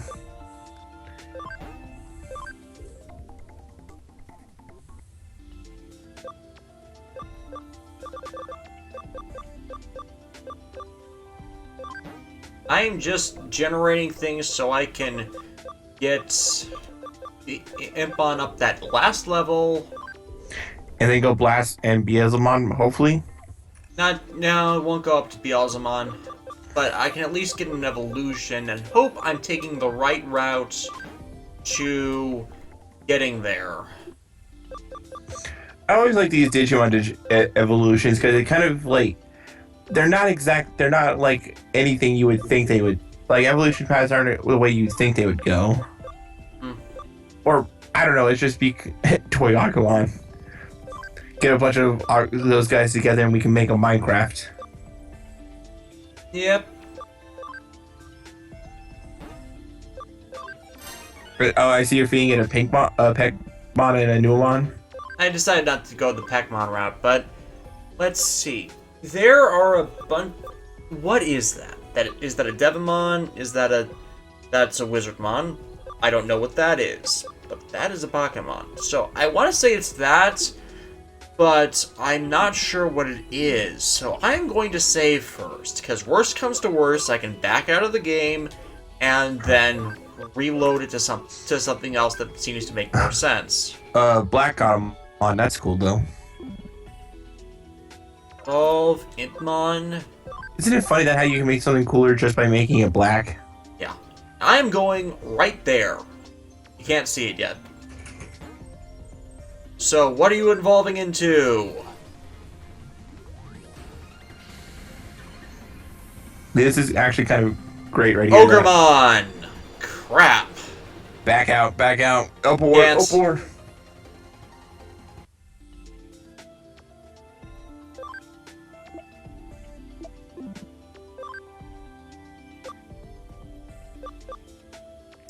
Well, I Okay. mean, it's an imp into an ogre, so it makes some sense. Yeah, it does. I guess that was just a bad choice on my behalf. I need to research what it actually evolves into, but yeah, this is gonna pretty much do it for streaming tonight. And as it's 11 p.m. by me, Matt, that means it's midnight by you. Yep. Tomorrow and Friday, I'm busy trying to finish other things, but I will be back on Saturday around noon for my regular I'm not posting an actual episode this week stream, which was going to be Banjo-Kazooie, but I guess I lost time on that, and that's when I'll be working on this next. So thanks once again for everybody coming out. Matt, thanks for coming in late on this. You're welcome. And we will